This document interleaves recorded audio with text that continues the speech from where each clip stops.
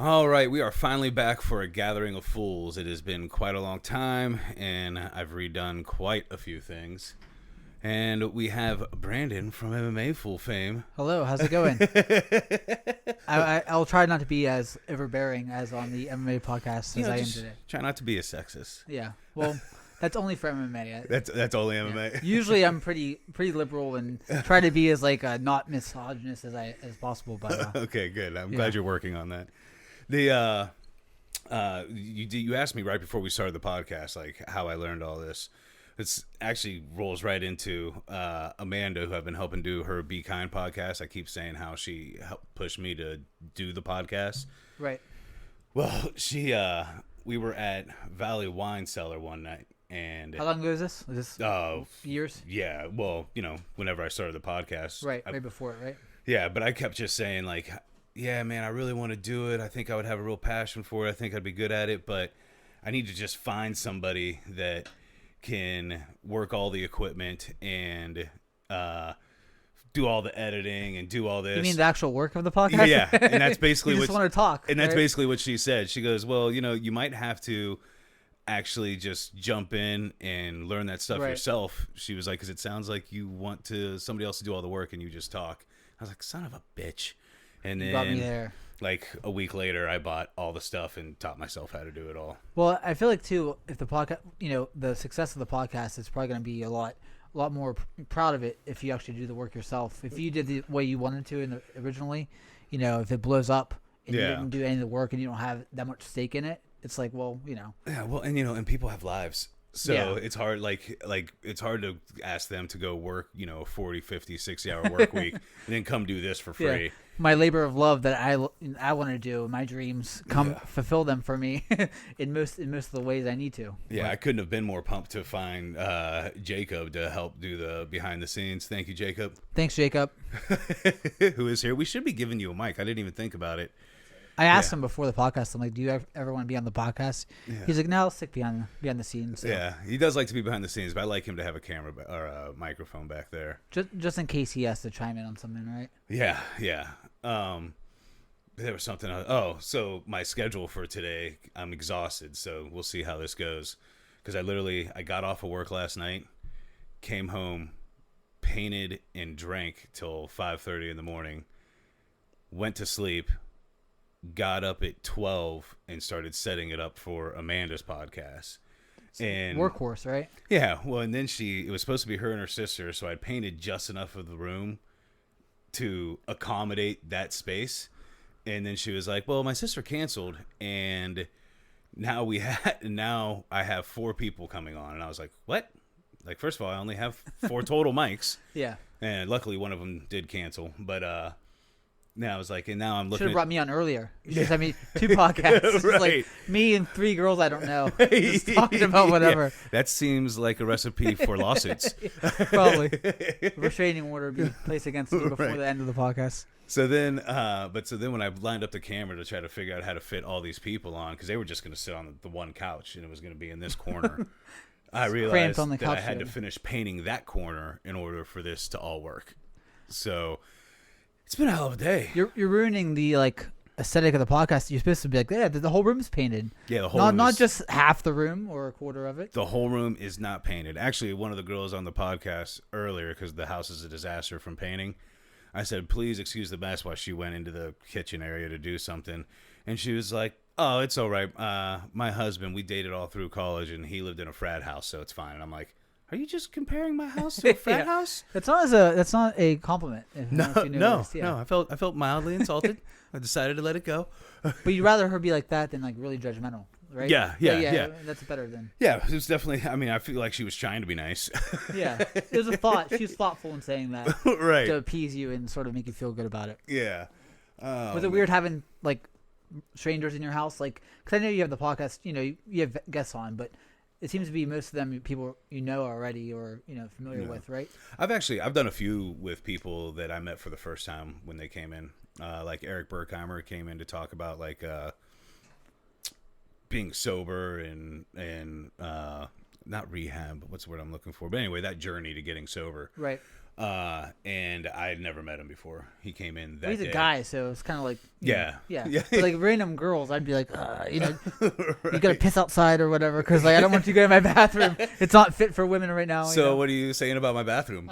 It's like a frat house. That's what I heard. I haven't been there yet today, but she was around the house and she said it was like a frat house. So Well, that's actually what I was saying earlier. I said, this really works. My house has really turned into more of like my office for the podcast. Right.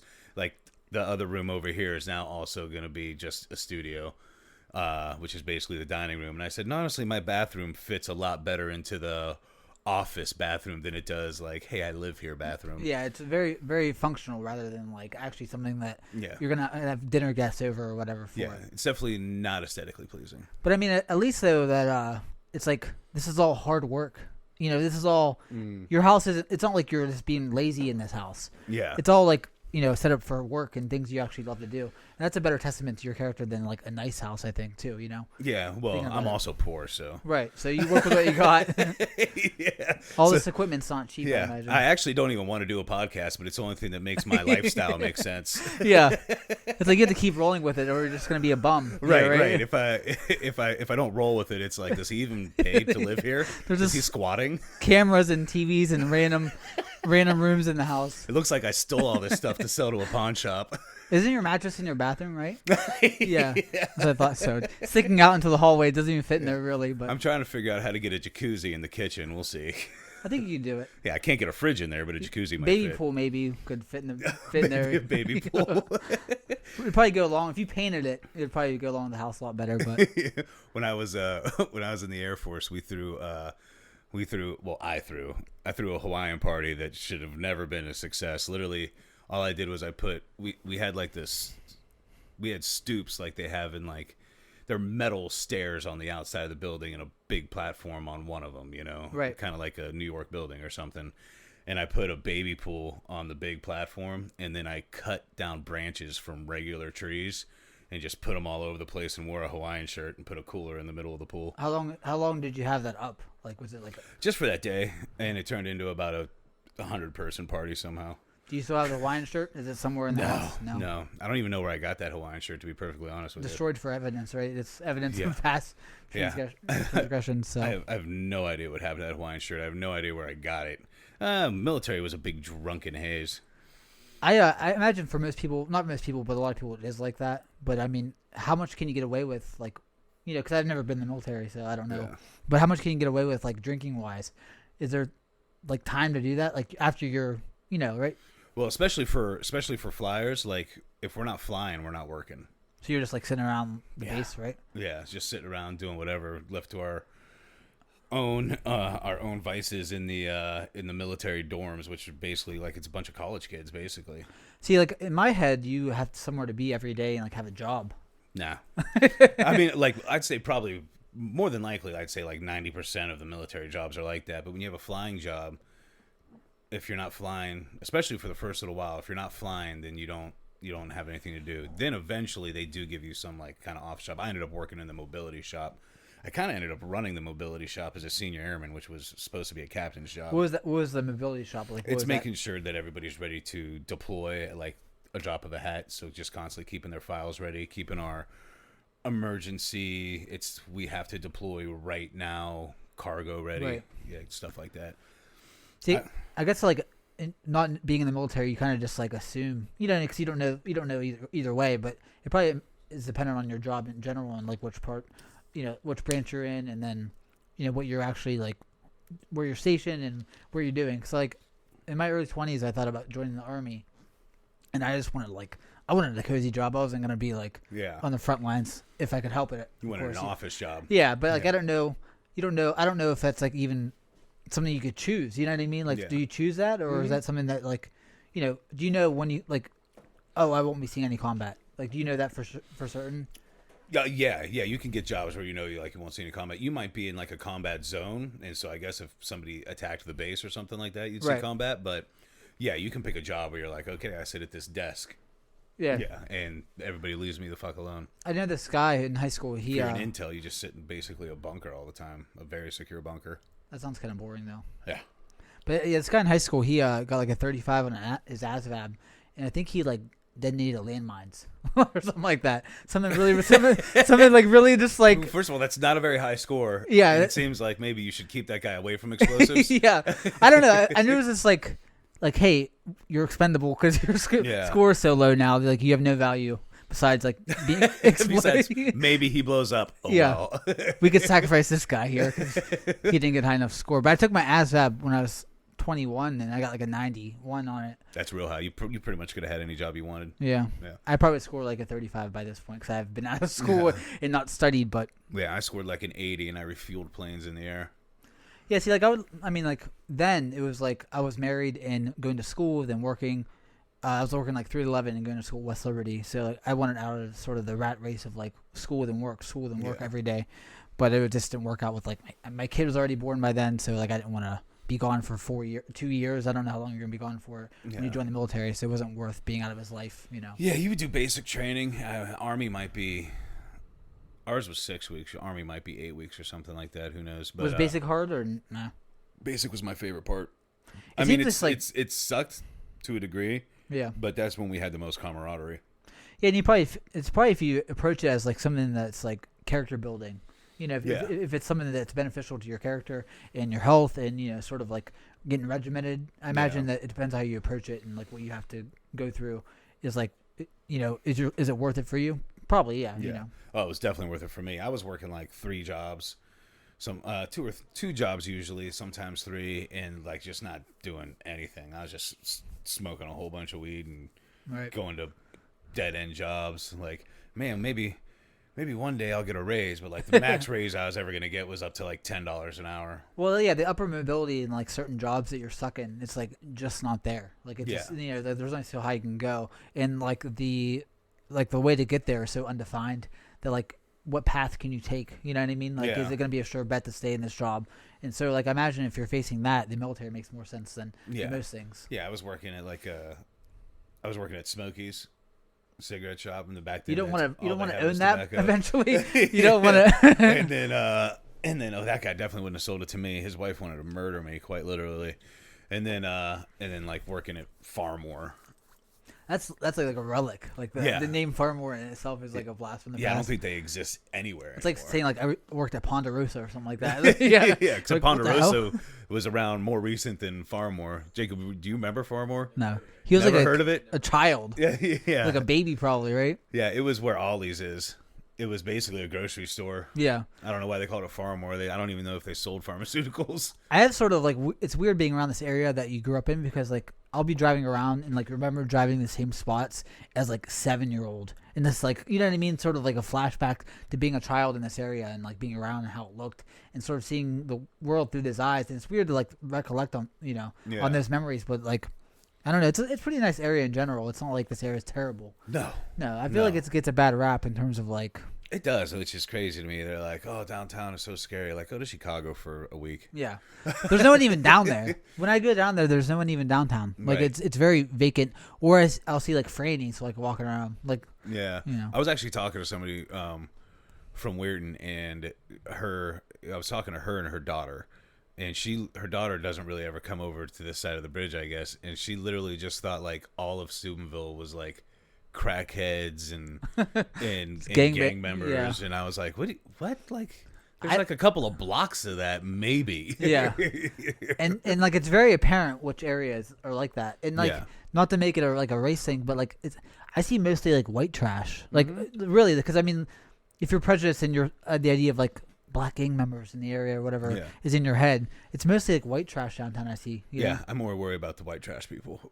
Well, yeah, I mean, some areas are like probably worse than others, but I remember I grew up on like Oregon Avenue off of Oregon on Kendall. Yeah. So like there's certain areas I'd go and like I'd go to Maryland Market and like I wouldn't go past a certain area by myself. Yeah. And just like as general, but like no one told me not to. I just like, kind of knew from your friends, you know, but. Yeah, I mean, the hills are actually the worst spot. Yeah, the downtown is like nothing. Yeah. And the Frannies have really done a big job at like renovating the area down there and sort of making it like a cultural hub to some extent. Yeah, we should say Frannies. That's actually Franciscan University is here in Steubenville. And they keep buying up most of the we'll call it downtrodden area or whatever, and they keep fixing it up. And now a lot of those places are actually houses rented out by Christian college students. Yeah, my street on Kendall when I was little, the end of the street would always be like a multi-room house that Franciscan students would live in. Yeah. And that'd be like 2 houses down there that'd be like that. But it's probably spread a lot more in the area because I think Franciscan's probably still growing.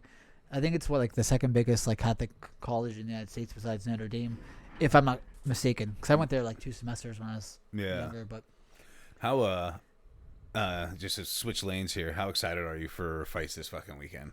I'm not talking about MMA on this podcast. No, just briefly. Oh, pretty excited, yeah. Because man, we've I been don't going watch through other withdrawal. sports. I don't watch other sports either. Especially you, yeah. So I've been watching Street Beefs and just replaying that video of that guy getting hit with a can as my form of like outlet. But what was that? Didn't I just saw a video the Darren Till posted? It's a hockey fight where the guy gets knocked out with one punch, and he said, "At Dana White, sign this guy up." I think it's the easiest trick to make now about like street fights. Like the guy with the can, sign him up. But I mean, like, but you're not allowed to use weapons in UFC, so. Well, I mean, his arm though was swinging fast. Like, if there's no can. If that was just a punch, the damage would have been minimal, but it might have still be a good punch. Yeah, you never know. I know I'm super excited because I really don't watch much other sports either. Like I watch football, right? I do like while fantasy football is going on, really. Right. And fantasy football is over, even though football is going on. So why is it over for you? Well, no, fantasy football ends in like usually either week 15 or week 16 of the season. Why? I've never played. Well, because typically like 16 and 17, a lot of teams that are already in the playoffs will like sit their starters. Right. So then the people that you have on your fantasy football team are sitting, so they're not scoring any points. So typically you end in like week 15. I guess I could probably ask more questions about fantasy football because I don't know how it works at all.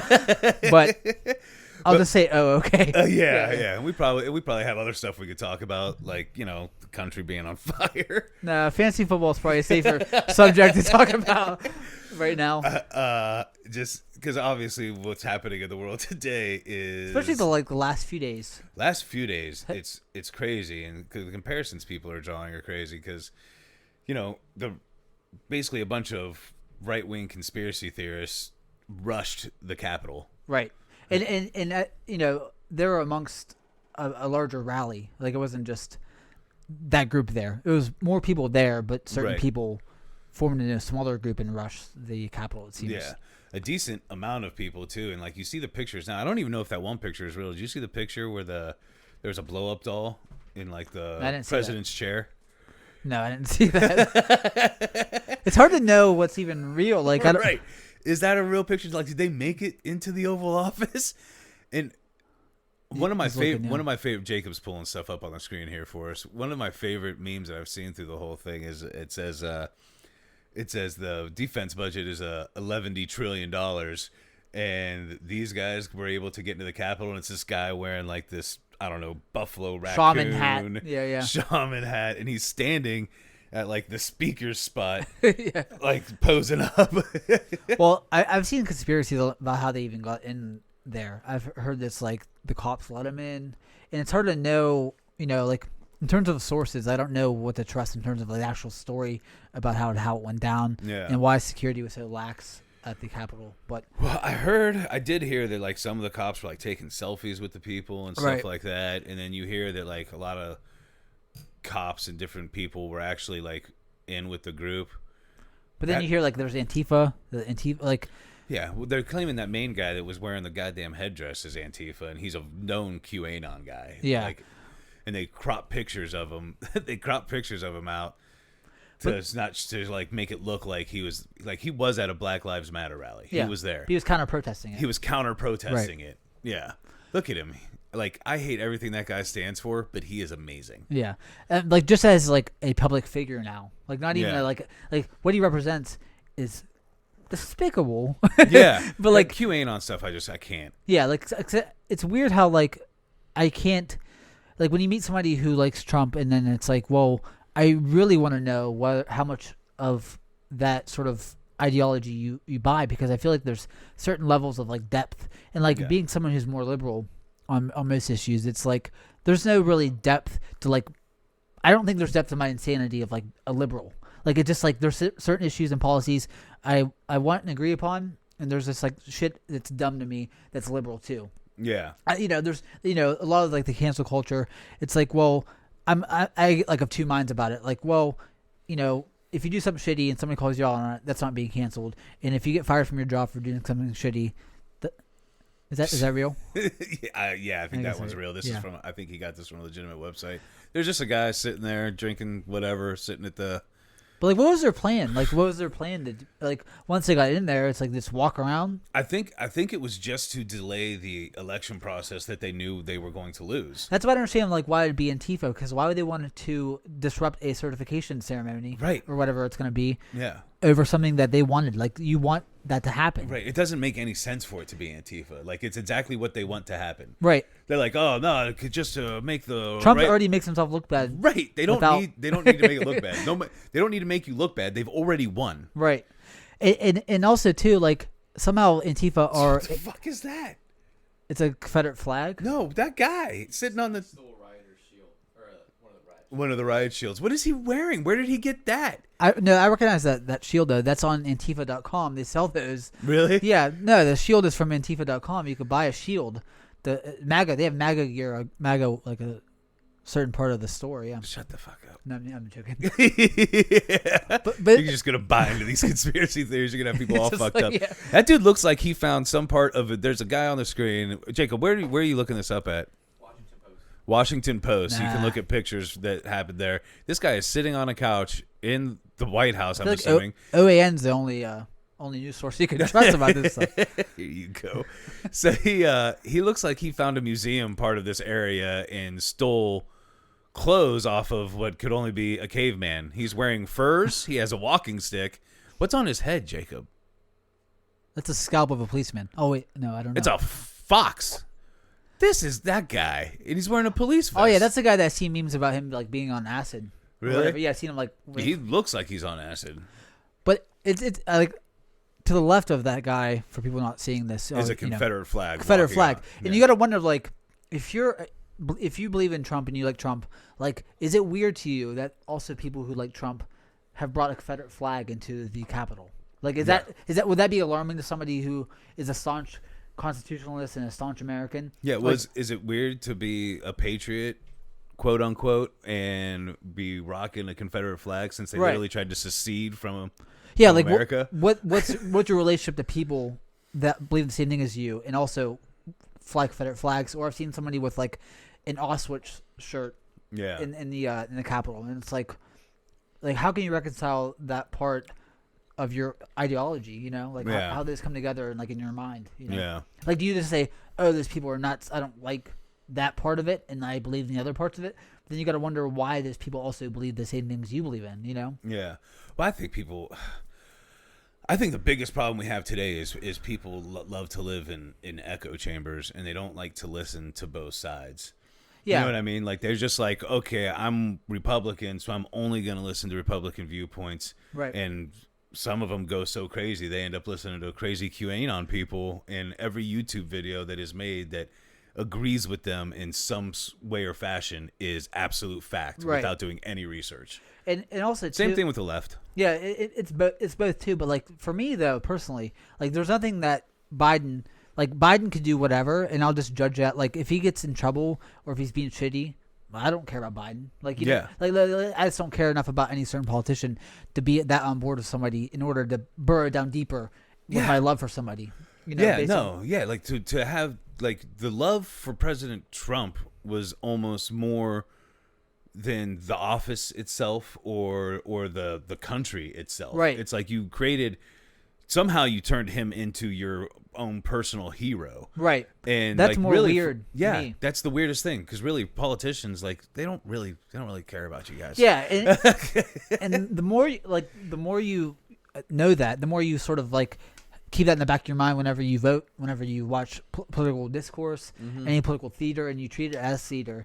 I feel like that's a lot more reasonable way to approach politics. Yeah. And like, there's certain politicians that are in it for money and power, and there's on the left and right, I'm not saying, for both parties, and there's people probably on the right and left that are in it because they love the country. They think what they're doing is like, sort of, even some, like, not to be like biased, but like Bernie Sanders, like you can disagree with his politics, but like, I don't know if anyone who on the left or right would be like, oh, he is just in it for power. Like you know what I mean? Like you could disagree with like his socialist agenda or whatever you're gonna frame it. Is that a fire? That looks weird. That looks worse than it actually is. I'm betting.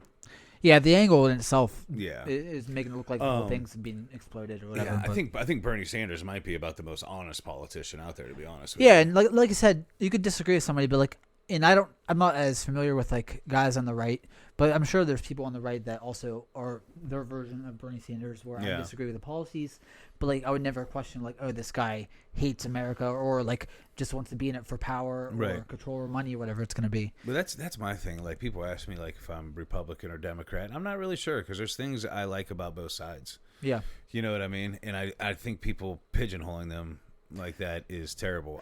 I think honestly, I think the two-party system is Junk. is should be over. Outdated. Yeah, it's outdated. Thank you. Yeah, it should be over. I don't see any point in.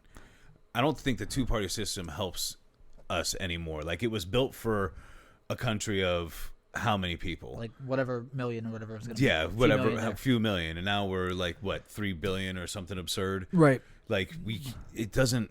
I don't see how just a single president or a two-party system represents the people. No, it doesn't. Yeah. And also like, but how do you combat that? Like as the average American, and like I feel like it's an uphill battle. That, as an understatement, to sort of like turn that around and make that more, more parties or more voices in the narrative of like the mainstream media. But like, you literally have to end up with a really shitty president for 4 years, because what would have to happen is everybody have to be like, you know what, these two fucking parties keep giving us awful candidates. Well, it seems obvious so to me. I'm going to vote for Gary Johnson. Yeah. And then you're like, fuck, Gary Johnson's our president. Yeah. Or fucking, whoever random that's fringe president. Right. But like, I don't know. See, what I hated too about like the election cycle this past is like, okay, just because someone's third party also doesn't mean they're good. Right. like, there's also like, you could scrutinize anybody and then it's like, is this person better than Biden? Maybe, but like, is it much better?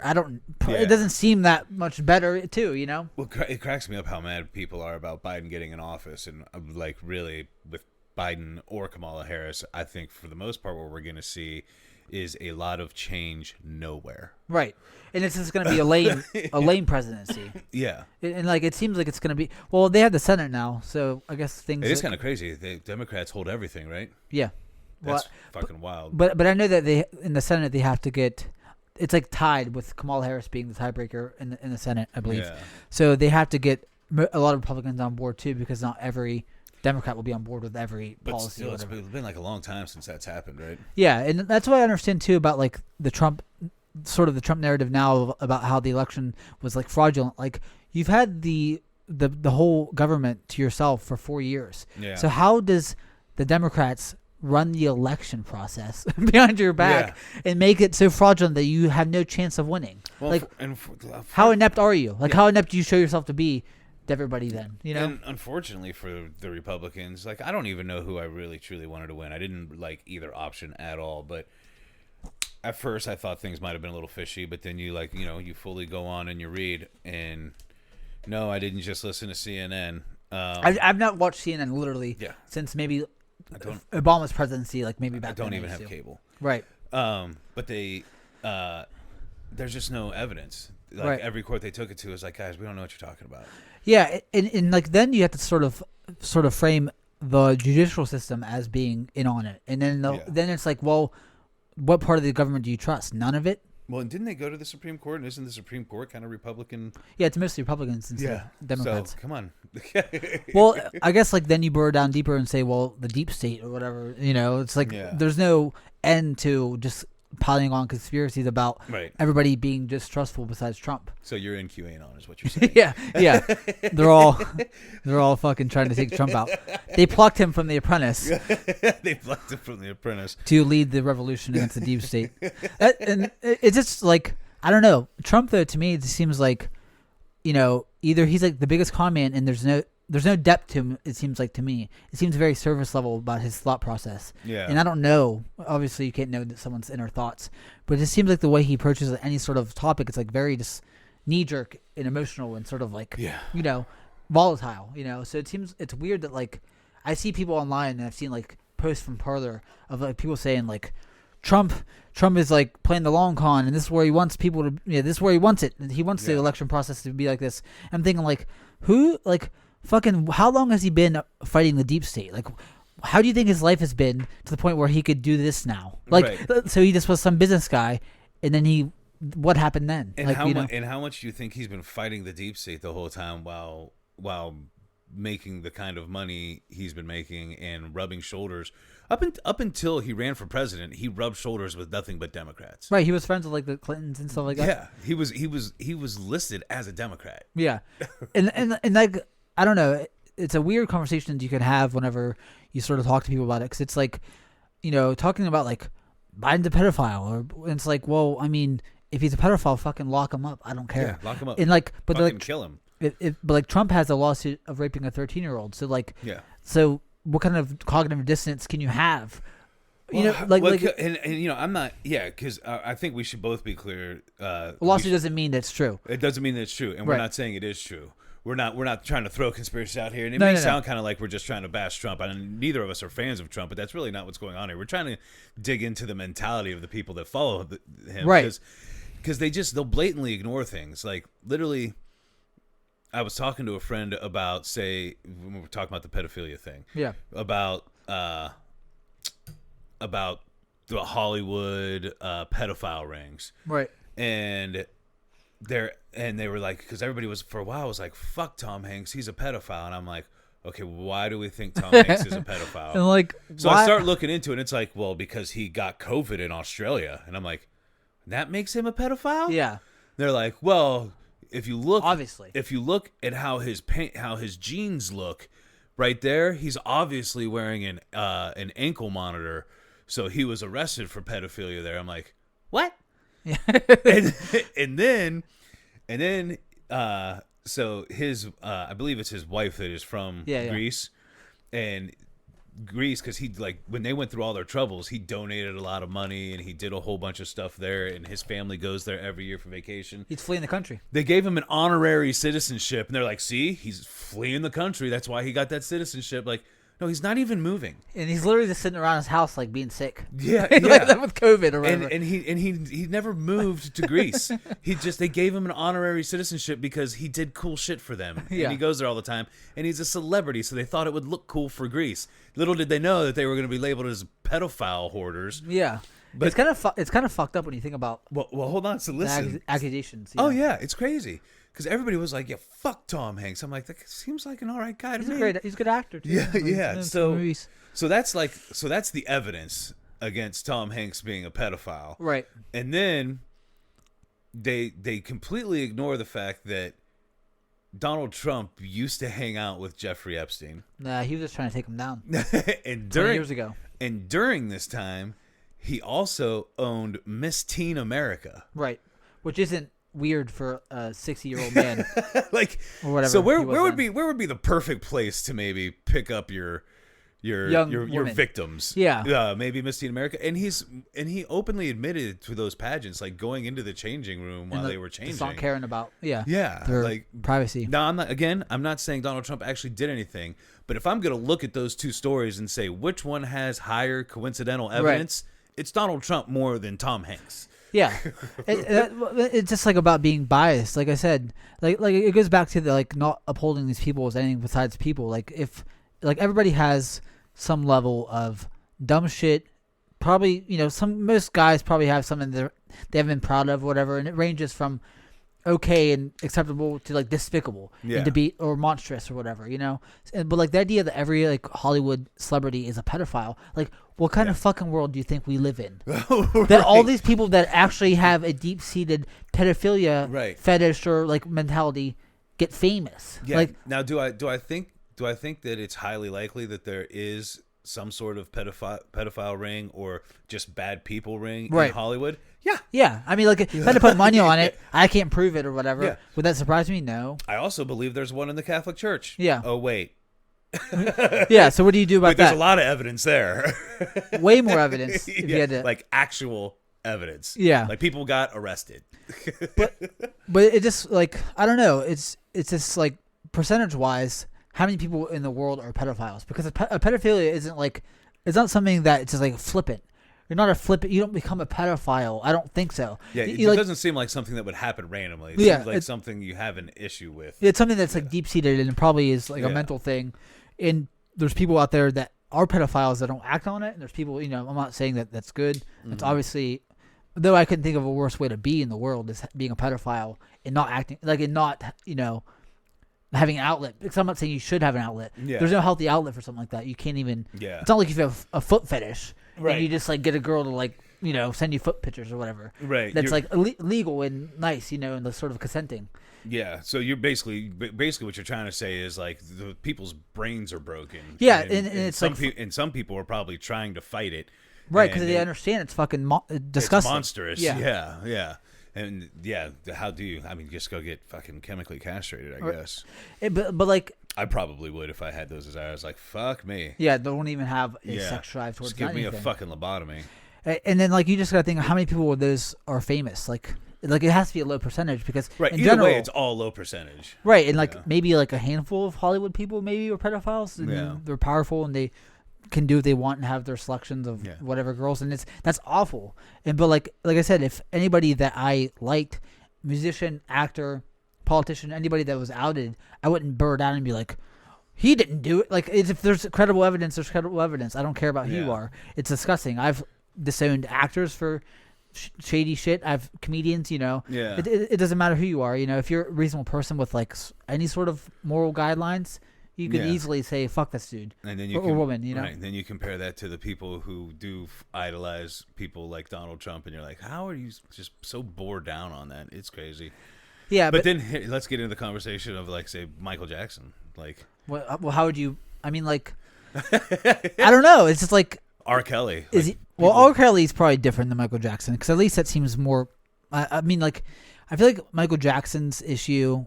I don't know because obviously no one's there, and it was a different time period. Things weren't as documented back in the 90s as it was now. So now social media has brought a lot of evidence to light. I feel like it's easier to document things on your phone. There was no phone at Neverland Ranch in the 90s. Yeah, but because that's the thing is that the evidence is always tough with the Michael Jackson thing. But man, he just seems creepy. Like definitely creepy in general. Yeah, but the parents themselves have some blame. I'm not like victim blaming. Because they're not the victims. No. The parents aren't the victims. No, but the parents have a lot to do with that. Like if I had a kid and an adult ever was like, "Hey, come spend a night. Can your kid come over for a sleepover?" I'd be like, "What? Yeah, get fuck off my property." Like you're the biggest pop star in the world. This is weird that you're asking me this. I'm literally a random person with a kid. It's weird for any adult, let alone the biggest pop star in the world. It's insane. So speaking of R. Kelly, he sang this song like he's the most guilty person I've ever seen in my life. And like and not even that, he seems unrepentant. Like he doesn't care. Doesn't care. Yeah, at he all. Doesn't give a shit whether or not he was. He did a concert in like Ethiopia or something, and he sang a song, and it was like, do you have all your shots? Do you have a passport? Do you want to come with me to America? It's like a fucking audition. Like it's like he's like a flyer like singing. Yeah. Well, and you gotta wonder too. Like, at what point did R. Kelly go from like I'm a talented young up and coming artist to like I run a fucking sex slave cult? like when does that develop in his career? Is that a thing in him before his fame? Like is that something that he was? I would have to. I think that's something that you probably had beforehand. Right, because there's people that aren't. Most people aren't like that. Yeah. Like most people don't have sex slaves that can't talk to their parents and don't have a cell phone to their name. The what was it? There's that other fucking sex slave cult with the people, that girl from Smallville. Oh yeah, I actually watched a documentary on like one of the Netflix or like a show like that. But yeah, it was like what is it N? It started with the N. It was like it was like an abbreviated name. Yeah, I forget what the name of it was. Hey Jacob, look that up. Smallville. Just type in Smallville sex cult. It should come up. No. But you searched for this before, right? But that was. What's it called? Trying to see what the name of it was. I feel Nixum. Yeah, there you go. NXIVM. What a terrible name. Yeah. It's just like, how do you what even brand get is attracted that? to that? Yeah. You know what's crazy? First of all, because I loved Smallville. I never seen that show. Oh, I loved it. Was she a big part of it? Was she a big actress on it? Yeah, she was one of the main characters. What's crazy is the girl who played Lana Lane in that series was the one who introduced her to the people, but then was like, I gotta get the fuck out of here. Yeah. And she was like, yeah, this is awesome. It's like it's always the most like the people who run it. It's like the most fucking pathetic dude somehow. Yeah. It's like the most pathetic guys that imaginable. Like, Yeah. who is this guy? I just don't understand how people, especially people of affluence like that, get sucked into these things. Yeah, like how does it not seem like a cult? Like, Right. How does it not seem like something that's red flags every which way you look? Like even just the first time they're like, hey, so I want you to put that girl in a cage. Yeah. And that's where she lives now. You got to brand your neck. And you're like, oh, okay. Yeah. Like, hold on. Yeah. I was on board until that didn't cause you pause. Like I could see like when they first are getting you in there and they're just like, oh man, it's free love and the flowers and this and that, and you're like, yeah, man, a more simple existence or whatever. And then when they're like, all right, well now we're gonna enslave these people. Yeah. Then you're not suddenly like, wait, what? maybe you're conditioned so much though to be so trusting of like the organization or the institution that you're in that like you don't. But how does that? I don't know. happen? I mean, but like that phenomenon is like transposed every which part of the culture. Yeah. That's just a one thing of it, and that's in religion and like certain religious cults. Yeah. So like it's not just that thing, but like that happens in everything, I know. I just can't wrap my head around it. Like the first time they asked me to do something super crazy, I'd be like, why are we doing this? Or like this is like fucked up, and this is not something that I've ever would be a part of. Like I would never be on board with it. Yeah. And I guess it's like about having strong convictions and like being objective. Yeah, they definitely got to hunt out people with low low self-worth. I feel like. What does it say? Some members of NIVM or Nixon, whatever the fuck it's called, Inner Circle, reportedly taught that in past lives they were high-ranking Nazis. But how do you go from like just being like this is a MLM, and then it's like what the fuck?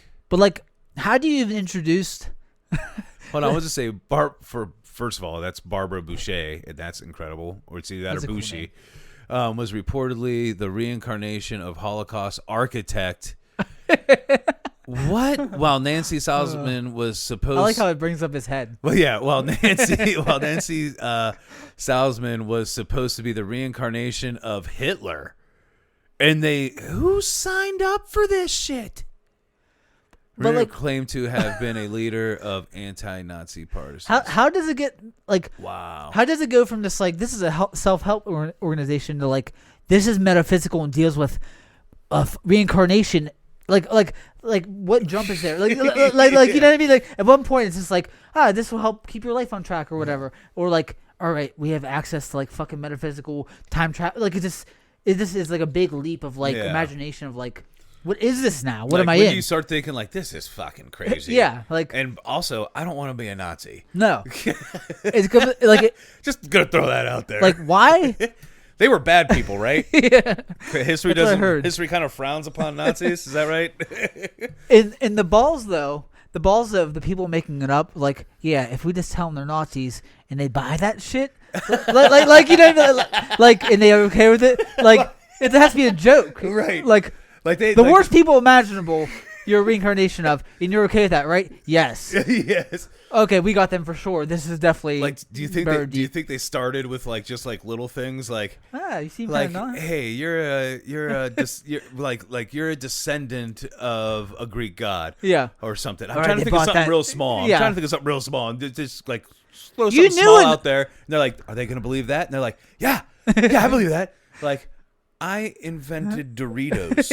And they're like, okay, yeah. They're on board with that one. All right. All right. You were friends with a Nazi. You weren't exactly a Nazi. Once you found out they're Nazis, you just disavowed it. Right. And then all of a sudden you're like, okay with that. hey, you're actually the reincarnation of Hitler. And they're like, oh shit, really? Yeah. Like, oh my God, they're really buying all this. Yeah. Sweet Lord, it worked this time. I don't know how they bought that, but Yeah, at what point, like, why do you even have to make all that up? Like, at that point, if you got to that point where they believe that, they're going to give you their money. yeah.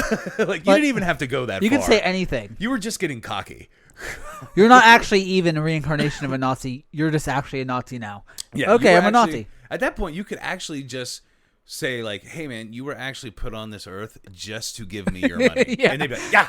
Yeah, because like, what lie wouldn't they buy? Like what delusion wouldn't they buy at that point? Right. That's just like it's the worst slippery slope possible in terms of like delusions. It's just like, and why wouldn't that be a red flag? Like not like, and why would they pluck out Nazis? Like what would Nazis have to do with Nexum or whatever that shit is? Right. And why would that be like your go-to to like like recruit people? Yeah, yeah. Like you think like. I could pick a safer reincarnation person. Yeah, because like there'll be people that won't be on board with this at all, and it'll be right. a red flag just by what I'm saying. You're already minimizing your target market. Yeah. You know what I mean? The and like what tool are you using to like have this information? Like are you going into like a fugue state and like coming out with information about like like what? How are you accessing fucking past live information? Like where does this come from? Well, at that point, you just make up whatever you like, want. Like, yeah, in a dream or whatever. They're and okay. They're going to believe it. And be like, oh, dude, your sister was Nancy and your dog was Pedro. And they're like, no shit. I guess that's any sort of like, I've never been on like fucking mind readers or like, sort of any sort of seers or prophets. That shit's always been like, how are you accessing this? Yeah. Like, how can you demonstrate that your mechanism is fucking real? Like, you know what I mean? Like, where's the proof for this at? Because I don't see any, you know? And most of those guys are just, most people that do stuff like that, I think, are just like mentalists. They just read your body cues and then, and then the way they ask you the questions. It's almost like there's a card trick that, that you know what their card is and you know where it's at. In these piles you set out, and you're like, all right, pick 2 piles to get rid of, and if they pick yours as one of them, you get rid of the other 2. Yeah, you know what I mean. And so you just play off of it, and you direct them the way you want them to go. And also you just got to believe how naive, like the naive, how naive people are in general, and like how easily people can be manipulated, either which way you want them to, and like that's probably just been like that's literally the story of human history. Like you really, when you think about like humans and like, that's a large part of our narrative is that. Honestly, even regular religion. I do want to get into Scientology here in a minute, but even regular religion, because like I'm not saying God, like the Christian God, is or isn't real. Right. But what I'm saying is the original scriptures that are supposed to involve in that story aren't even in the Bible. Right. They're the Dead Sea Scrolls, and also. It's a known fact that in Constantinople, a whole bunch of people got together and picked and chose what was going to go into the Bible. Creed of Nicaea or whatever, right? Yeah, they just decided what was going to go in there. So literally, we know for a fact all this has been manipulated. Yeah. You know what I mean? And plus, if you do believe... Were you raised religious? Were you Catholic? Yeah, no, Baptist. My dad was a Baptist minister. Yeah, so. I actually used to by choice go to 3 different churches. I'm sorry. Yeah, me too. It's a lot of time spent. Yeah, I was in a Christian punk band too. Were you? Yeah. So let's not talk about that. So then, MXPX, right? Yeah, I love MXPX though. I don't know if they're Christian or not. Actually, they started out Christian, and they kind of went away from it as they should. They anyway. You grew up a little bit, right? Yeah, but so what the hell was I going to say? Even the very idea of the Bible that is put forth is like that men are flawed, right? Well, people are flawed. That's already poisoning the well. They like the greatest gift he gave us was free will, right? So in that case, so God could have come down and been like, "Hey, man, so I want you to tell everybody that it's okay to love everybody. Like you don't have to just marry one woman." And they're like, "Nah, right? We're gonna say that you have to marry one woman because it's gonna make it easier to control these people." Like they literally could have changed it to anything they wanted because we have free will. Yeah, and I don't know. I feel like the first stickler for me in terms of like approaching religion and being raised Baptist and being baptized. I was baptized when I was 10. My dad was a minister. My ex-wife is Catholic. I went to Franciscan for a little bit, so I have sort of different mixed backgrounds in terms of religion. But like realizing that, like, I don't know, in the Old Testament, the fact that the Old Testament allows for slavery. It's like there's no way I can contextualize the idea of owning another person and have it be a moral thing. Morally okay. Yeah, it would never be morally okay to me. No. And like any sort of moral person, anybody that is objectively thinking would disavow that. Yeah. And somehow it's like explained that like, well, it's a different time, but I can never imagine like. Okay, it's a different time. Well, these are different times now, so now we can change it again. Right, and also like, at what point in time would it be okay to own another person? How would that ever be contextualized in a way that would make it okay? And like, why wasn't we're not that okay with Americans' history of it? We're not okay with the Nazis, but we're going to be okay with it in the Bible. Exactly. And then you think about like the Ten Commandments. Like, how isn't that one of the most obvious things when you have people on Earth? Like, what's a greater evil that we have on this earth besides slavery? Like, slavery and like pedophilia are literally the worst evils. Yeah. That I could think of imaginable that you could inflict on another person. Yeah. So like having that, like you have a law over coveting, which is the basis for capitalism. Yeah. But you don't have a law against slavery, which has been part of the worst atrocities in history. In history, in period. multiple cultures, multiple time periods. Yeah. So like that idea, like that should have been the first thing Jesus said. But Jesus doesn't say anything about slavery. He doesn't say, "Hey, don't own other people." That's the most obvious moral failing of the Bible to me. Yeah. And like it goes into other things too. Like this is the best framework for salvation. Of like, what's crazy is the church was so good at making it not look like slavery when they had like monks and whatnot, and even kind of still today with priests, like you can't do, like you're not allowed to do any of these things. No, there's a lot of things you can't do. Yeah. And I don't know, just like the whole framework of salvation is like, to me, the Christian God seems very self-serving. Like we're put here to do what? Yeah. Say how selfless you are for Jesus, that he died and he created an awesome reality TV show. Yeah. God. And then he created that system of salvation. He could have any way of salvation ever, but he chose to send his son here to die. Yeah. So like, and then we have to worship that. What? Sorry, Jacob, if you're a Christian. I don't know if you're Christian or not. Technically, yeah.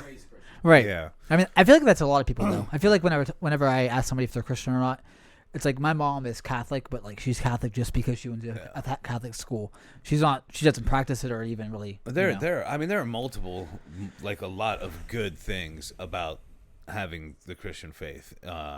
But like, well, the thing that probably turned me off the most, and it happened when I was still fairly young, was that you had to, in order to get to heaven, no matter what deeds you have done on this earth, you had to be like, "Hey, Jesus, you're cool." Yep, that's it. Yeah, because like even if you've done all these great things, if you've been an amazing human being your entire life, but you didn't accept Jesus, well, sorry, man, can't get in.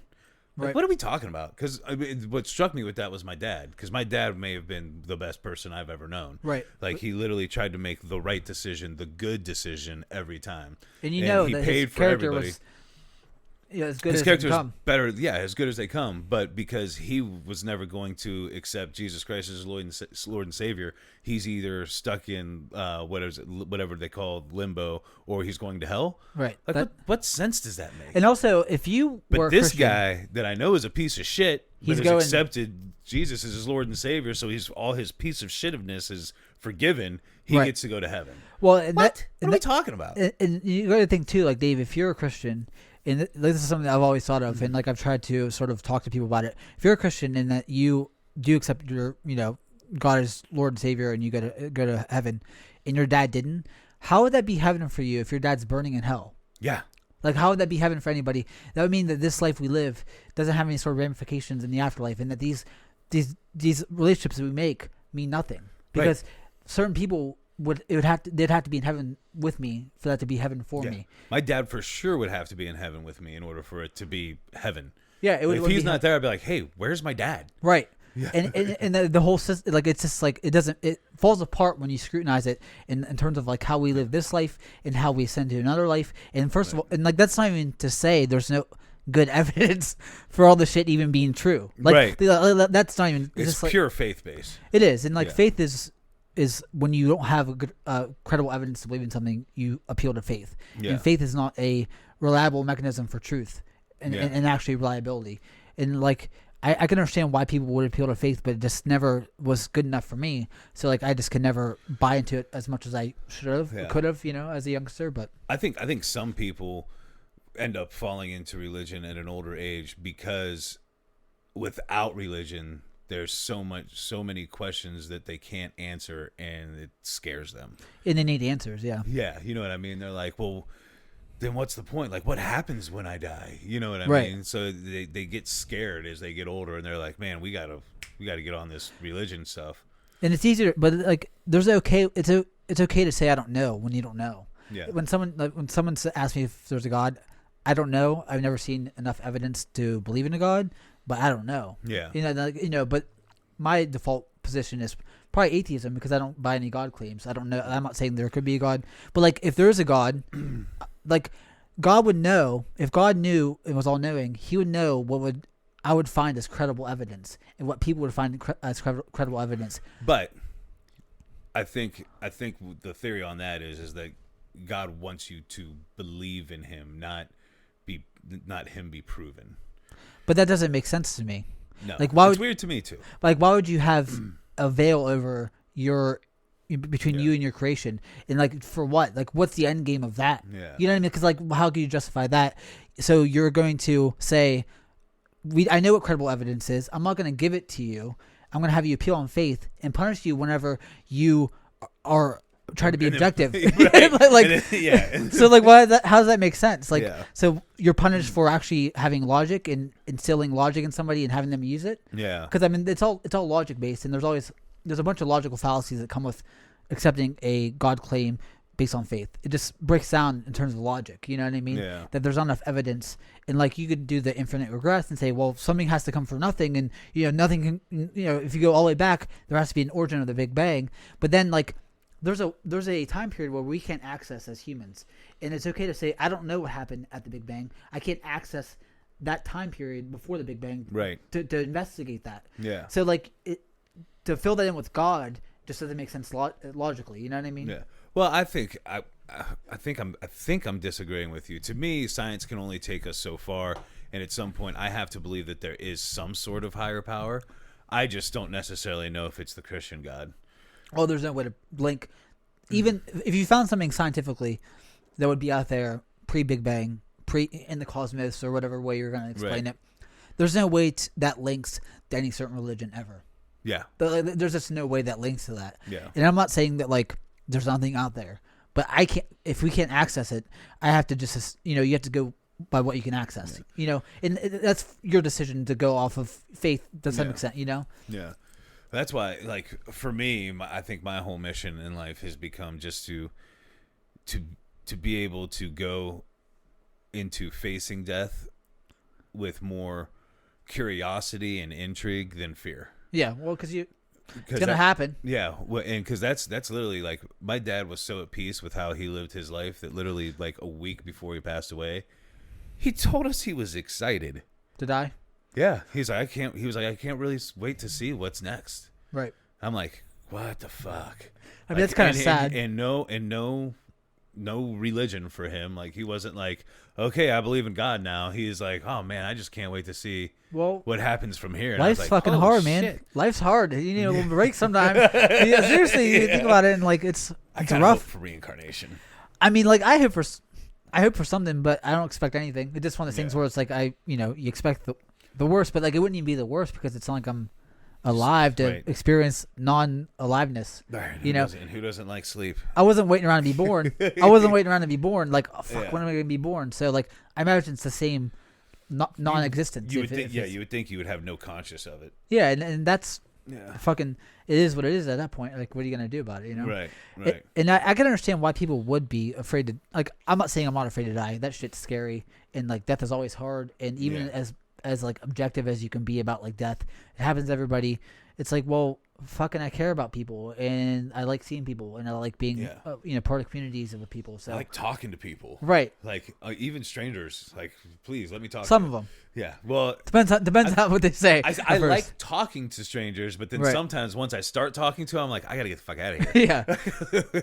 Yeah. Being in the restaurant business, you deal with fucking people all day, so you just especially me as a manager, like that's like one of my things is talking to everybody. Most of the time, especially where I'm at now, like most of the time it works out really well. Sometimes I'm like, how do I escape this? You probably meet some people and you're like, how are you alive at this point? Yeah. How have you made it this far? There was literally a guy. I was supposed to be bartending in the front bar, and this guy came in, and I don't know the guy, but I've dealt with him in restaurant and bar environments before. Yeah. And I went and got the bartender from the other side. I said, "Hey, you got to come wait on this guy." Why? What is he? What And is she he was like? she was like, "Why?" And I was like, "Because I'm going to be rude to him. There's no way around it." He's just a weird guy. He made you, right? He's just he makes you do it. Yeah. You can't. There's nothing I can do about it. Yeah, there's a fucking He's choice. Weird. He's gross. He just sits there and burps the whole time. I've seen him walk into a place like it's not like a fancy place, but I saw him walk into a place with cut off jean shorts and cowboy boots. And yeah, there's people who are just like they have no idea and how to be in public and not be fucking despicable. Like, and he can be creepy too. And I'm just like, listen, you have to wait on him because I'm going to be rude to him. There's just no way around it. Last time he did come to the bar, I didn't talk to him the whole time. And usually he'll stay and have a few beers. He had one beer and got out of there because no one's humoring him, right? Yeah, because I'm not talking to him, and like when he'd ask me for something, I know I was probably giving him a bad look.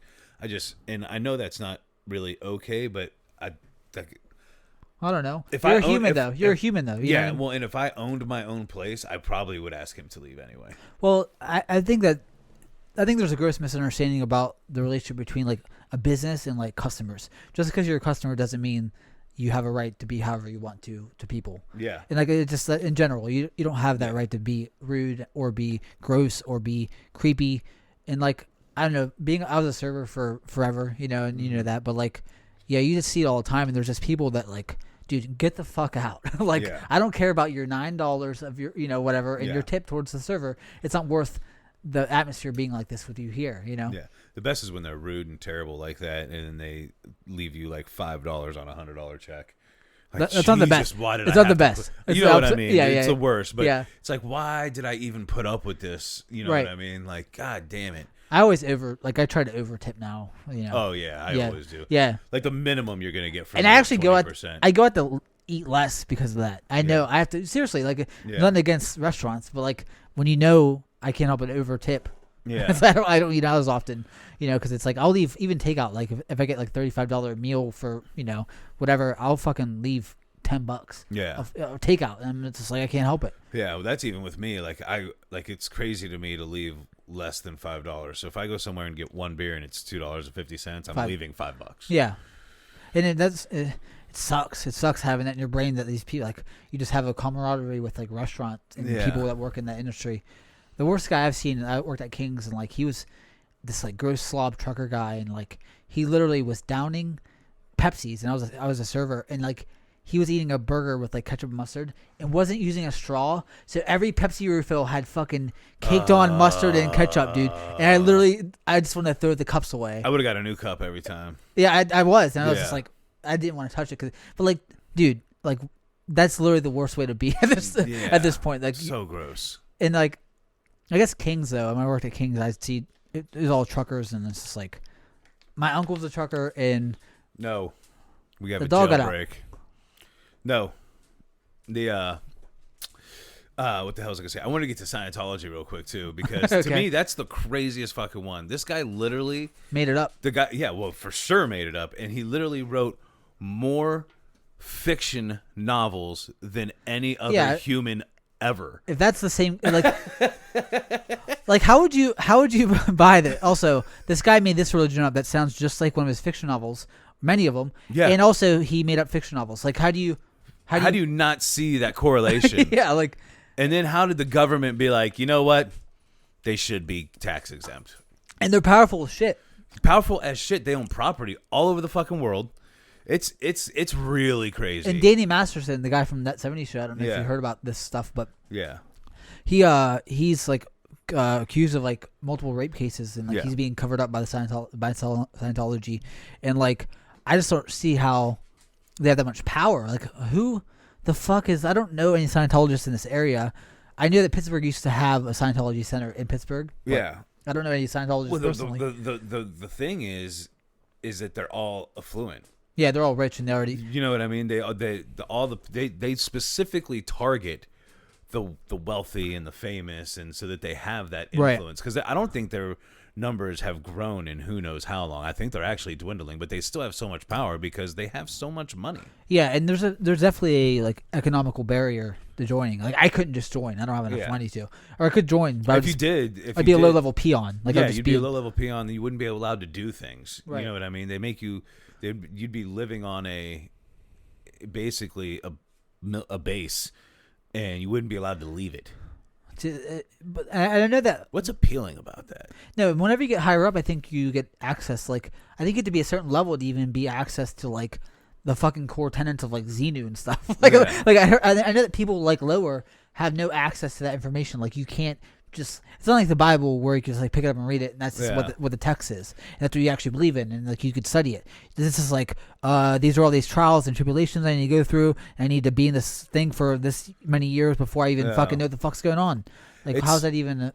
It's so crazy too because you see like when you hear Tom Cruise being in it, you're like, okay, well yeah, he seems a little off. Yeah. But then you see like Will Smith. He's a Scientologist? I think so. Can you look that up? I think Will Smith is a Scientologist.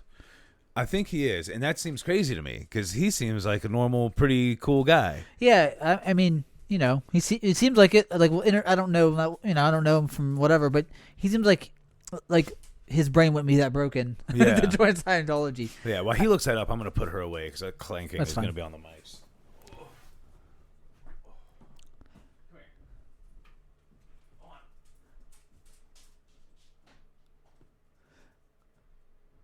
I know there's like random people that are Scientologists that you never expect.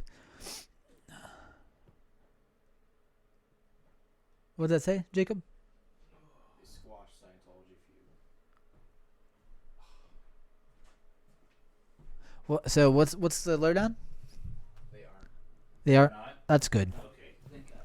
I know she used to have a metal band. Yeah, for some reason I thought they at least were. But They have a weird.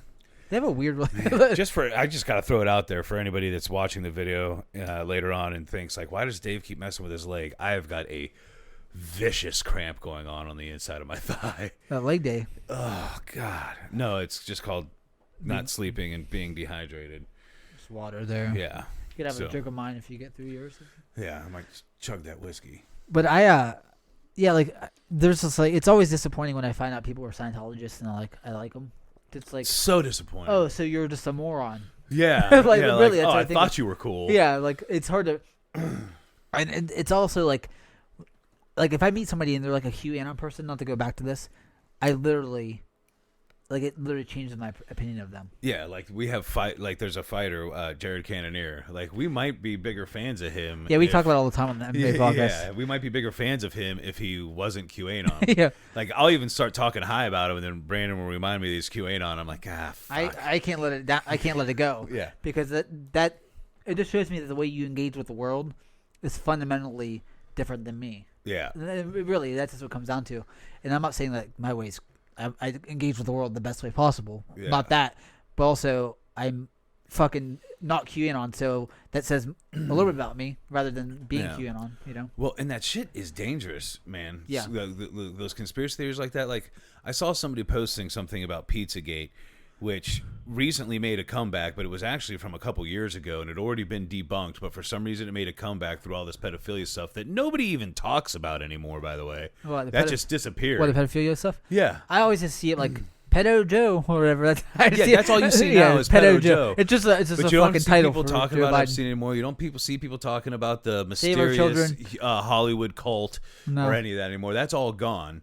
But then, but somebody was talking about Pizzagate. And they had all this thing up there, and I was like, and I went on their post. It was on Facebook, and I said, "Listen, this was already debunked like a year or two ago. It doesn't matter, and it doesn't matter to them. And it has to. And one of the things in it is that they have a secret basement at this Cosmos Pizza in DC. Like, why that place? Yeah, like yeah. But and there's a secret basement in there where they keep kids locked up, and it's pedophilia.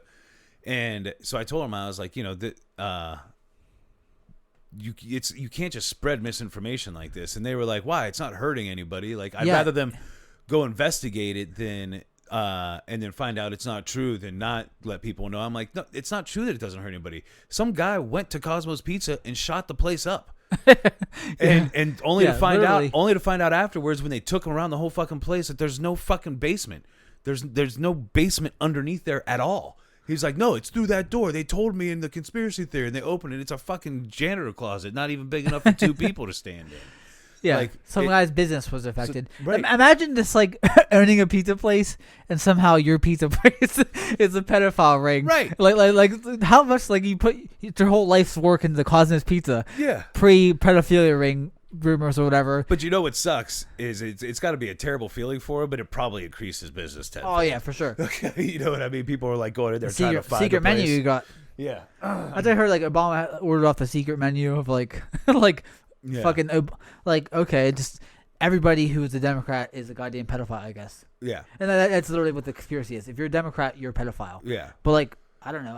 I don't know any pedophiles, and I know quite a few Democrats. They might be pedophiles that I don't know if they are or not, but it just seems very unlikely that fucking that many pedophiles are in the, like, this high offices and shit. There could be, like.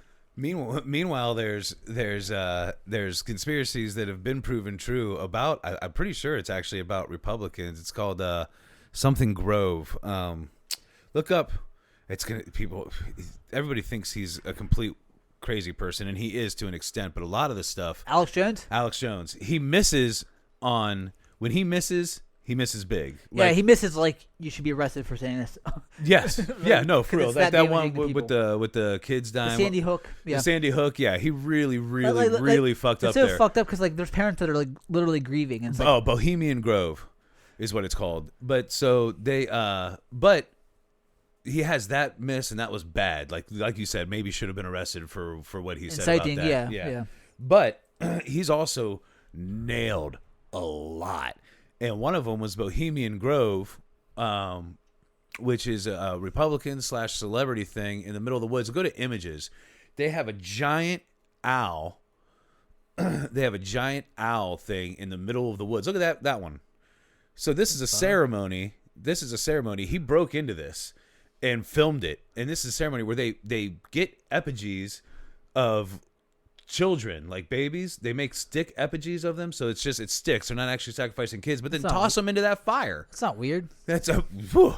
And then I think it's a random Tuesday for I think it was Richard Nixon that said he went to one, and he said it was he said something a lot more. He said it's boring. This is a Nixon quote, not my quote. It was either Nixon or Reagan, but he said it's the most faggoty thing he'd ever seen, because they would try to get people of affluence into, like, gay sex scenarios to try to hold something over them.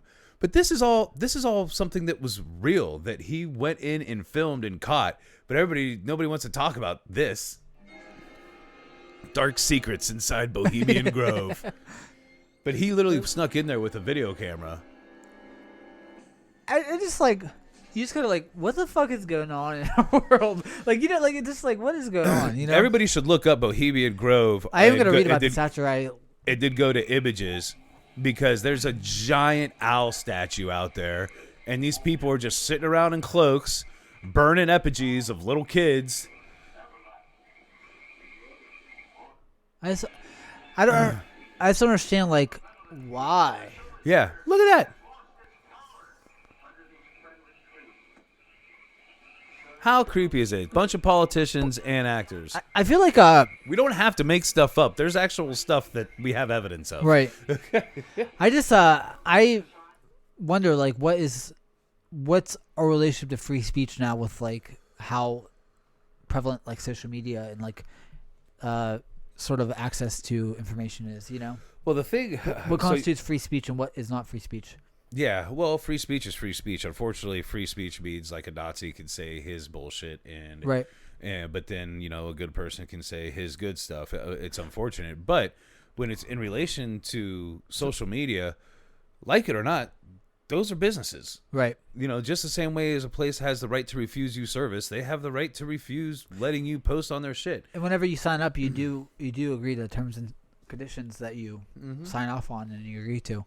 And, like, it's just weird that it's such it's a weird angle to take on being banned from Twitter, how Trump was banned from Twitter and Facebook. It's like, well, I mean, can I see how someone would be able to say that's a violation of free speech? Yes, but also when your attendance is free speech and your attendance is government saying out of place of businesses. Yeah. So why does this business have to keep Trump?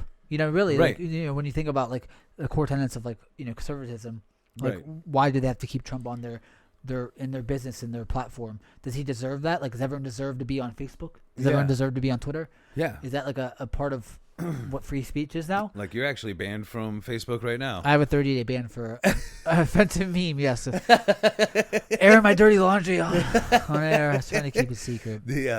But I mean, like it or not, they do have that right. And do they sometimes maybe use it poorly? Sure.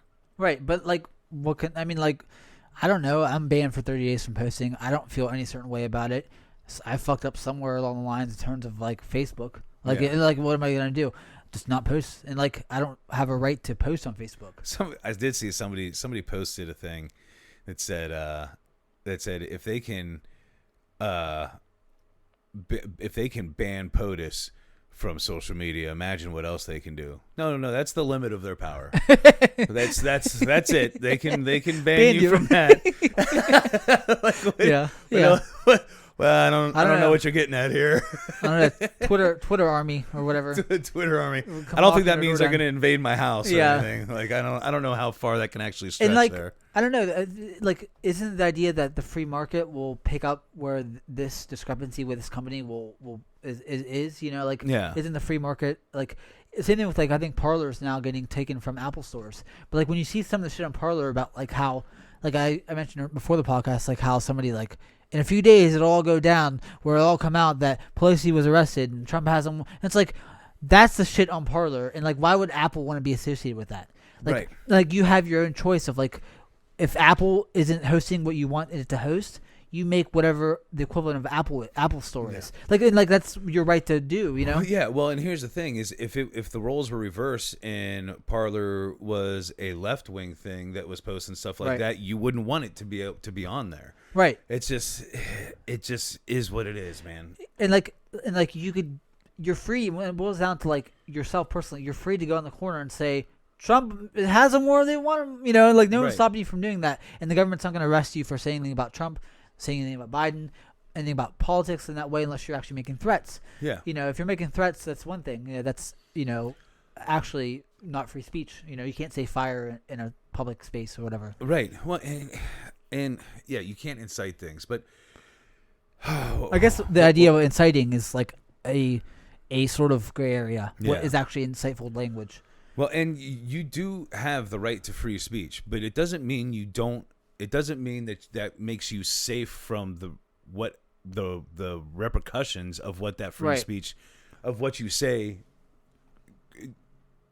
There's cause and effect. Yeah. So if you say something that a lot of people disagree with, there's going to be reaction, and you're not going to be happy with some of that reaction. And then if you want to still be able to get your message out there, you can go buy a fucking website, man. Right. Go start your own website, and you can put whatever the fuck you want on there. I mean, Zuckerberg created his own social media back in the day, right. And if you're like, oh well, I'd have to find a coder and do all this, and I don't have the money. Okay, fine, then just start your own website. Right. And if people who agree with you, they'll find it. They'll go there. Sounds like you're entitled to a safe space.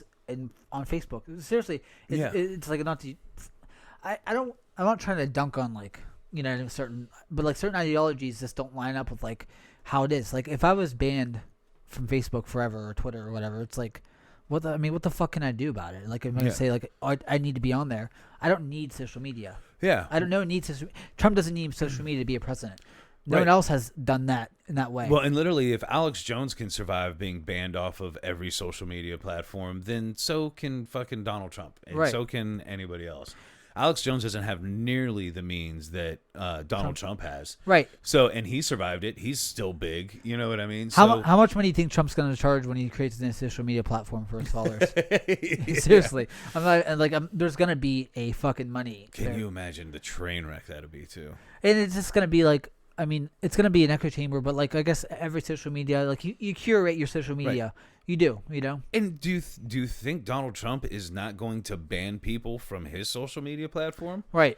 Am I allowed to go on there and say like fuck Trump? Right. Nope. Not that I would care to do that anyways. Right. I wouldn't. Yeah. I just wouldn't do that anyway. Yeah. But if you did it, you'd be banned. Right. Like the guy's whole tagline until he became president was "You're fired." Yeah. Like he's gonna fucking get rid of you. That or grab him by the pussy or whatever. Yeah. That's something else he Well, said he very has often. good Christian values, so grab him by the pussy is okay.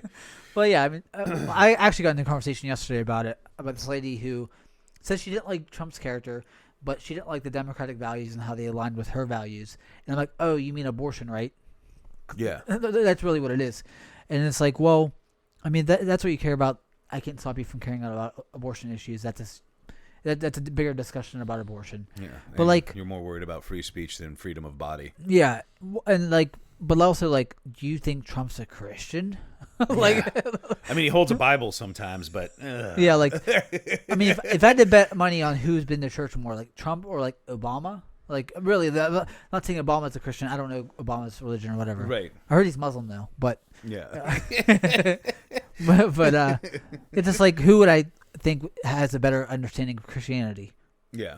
Really though. No, seriously. And like it's okay to say like, no, Trump's not a Christian, because he clearly isn't a Christian. Right. I don't even care if Trump's a Christian. No, and like, I'm not a Christian, so like, I don't even judge people by those in those terms. Yeah, like I don't, like.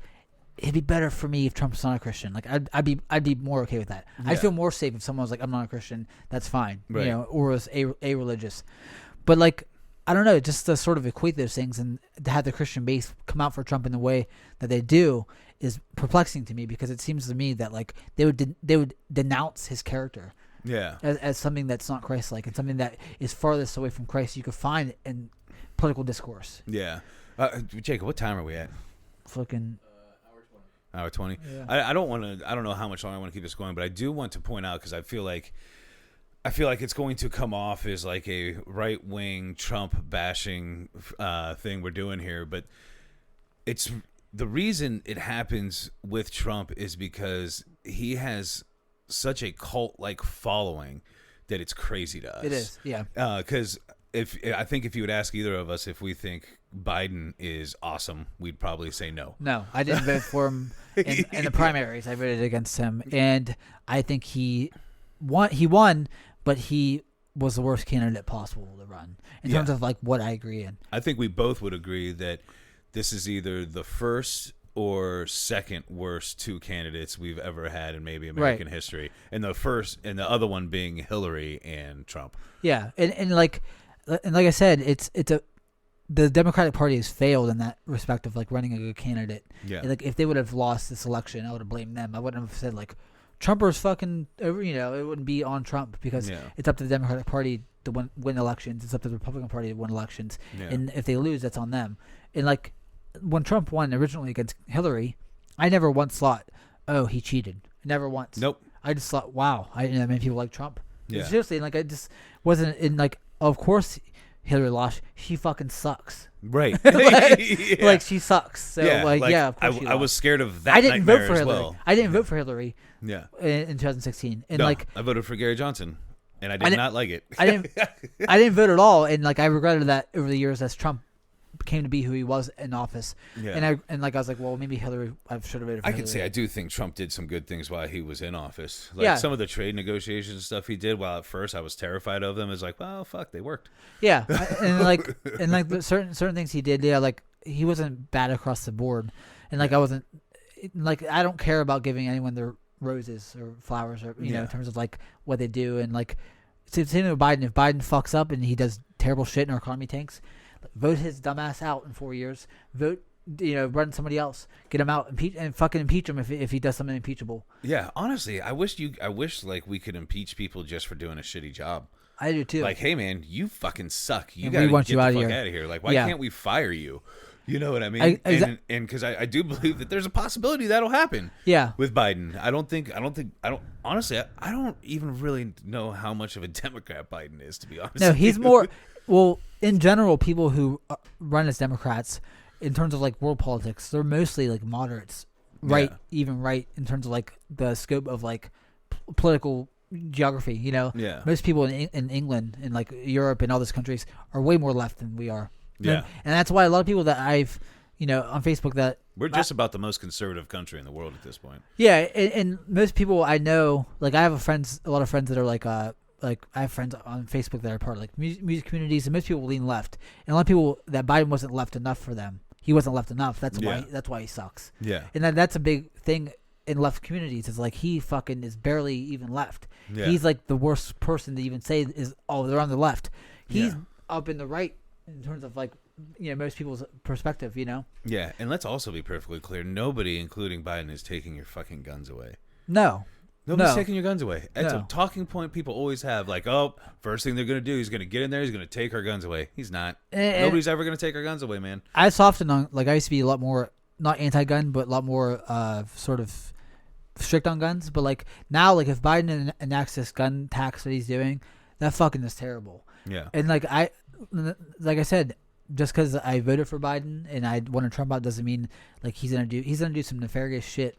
yeah, he just is, and like I was okay with that trade off for this election, and like that's just where we were at in terms of like the election for me. And like if he does some awful shit, like if he enacts this gun tax, I feel like poor communities need guns more than rich communities. You need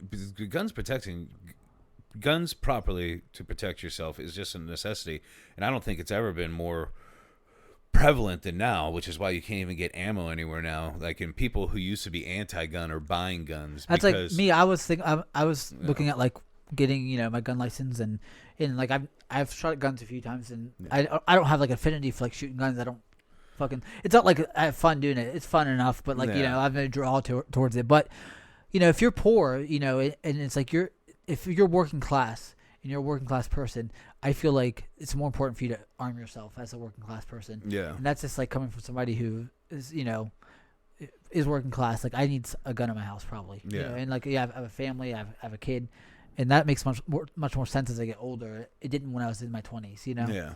That's for me. I haven't shot a gun since I got out of the military. Like, I'm military trained to shoot, but I haven't fired a gun since I got out of the military. But honestly, I thought about it a little bit when all like the looting and stuff was happening, but then I really thought about it when the Capitol got stormed, because that was just fucking crazy to me. I couldn't really wrap my head around that, and I actually messaged my mom, because my mom has her gun and then she has all my dad's guns, and I said, hey, how much ammo do you have? Because it's like, I don't. If they're don't tell us out loud, because you don't want that to be out in public. How much ammo do they have? Right. But because I was just thinking, like, if they're storming the Capitol, who knows where the fuck we go from here? Right.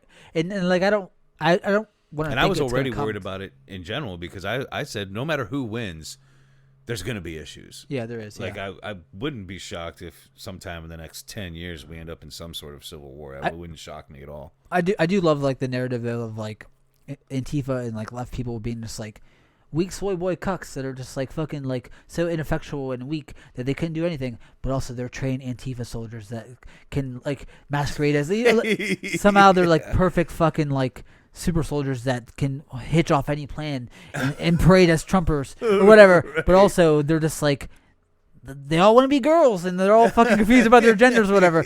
Like I don't know, it's just like a weird way. It's like it's everything. You believe both, and like looking at like I've this past few days I've looked on like conservative Reddit to see what the discourse is on there and like what opinions are about.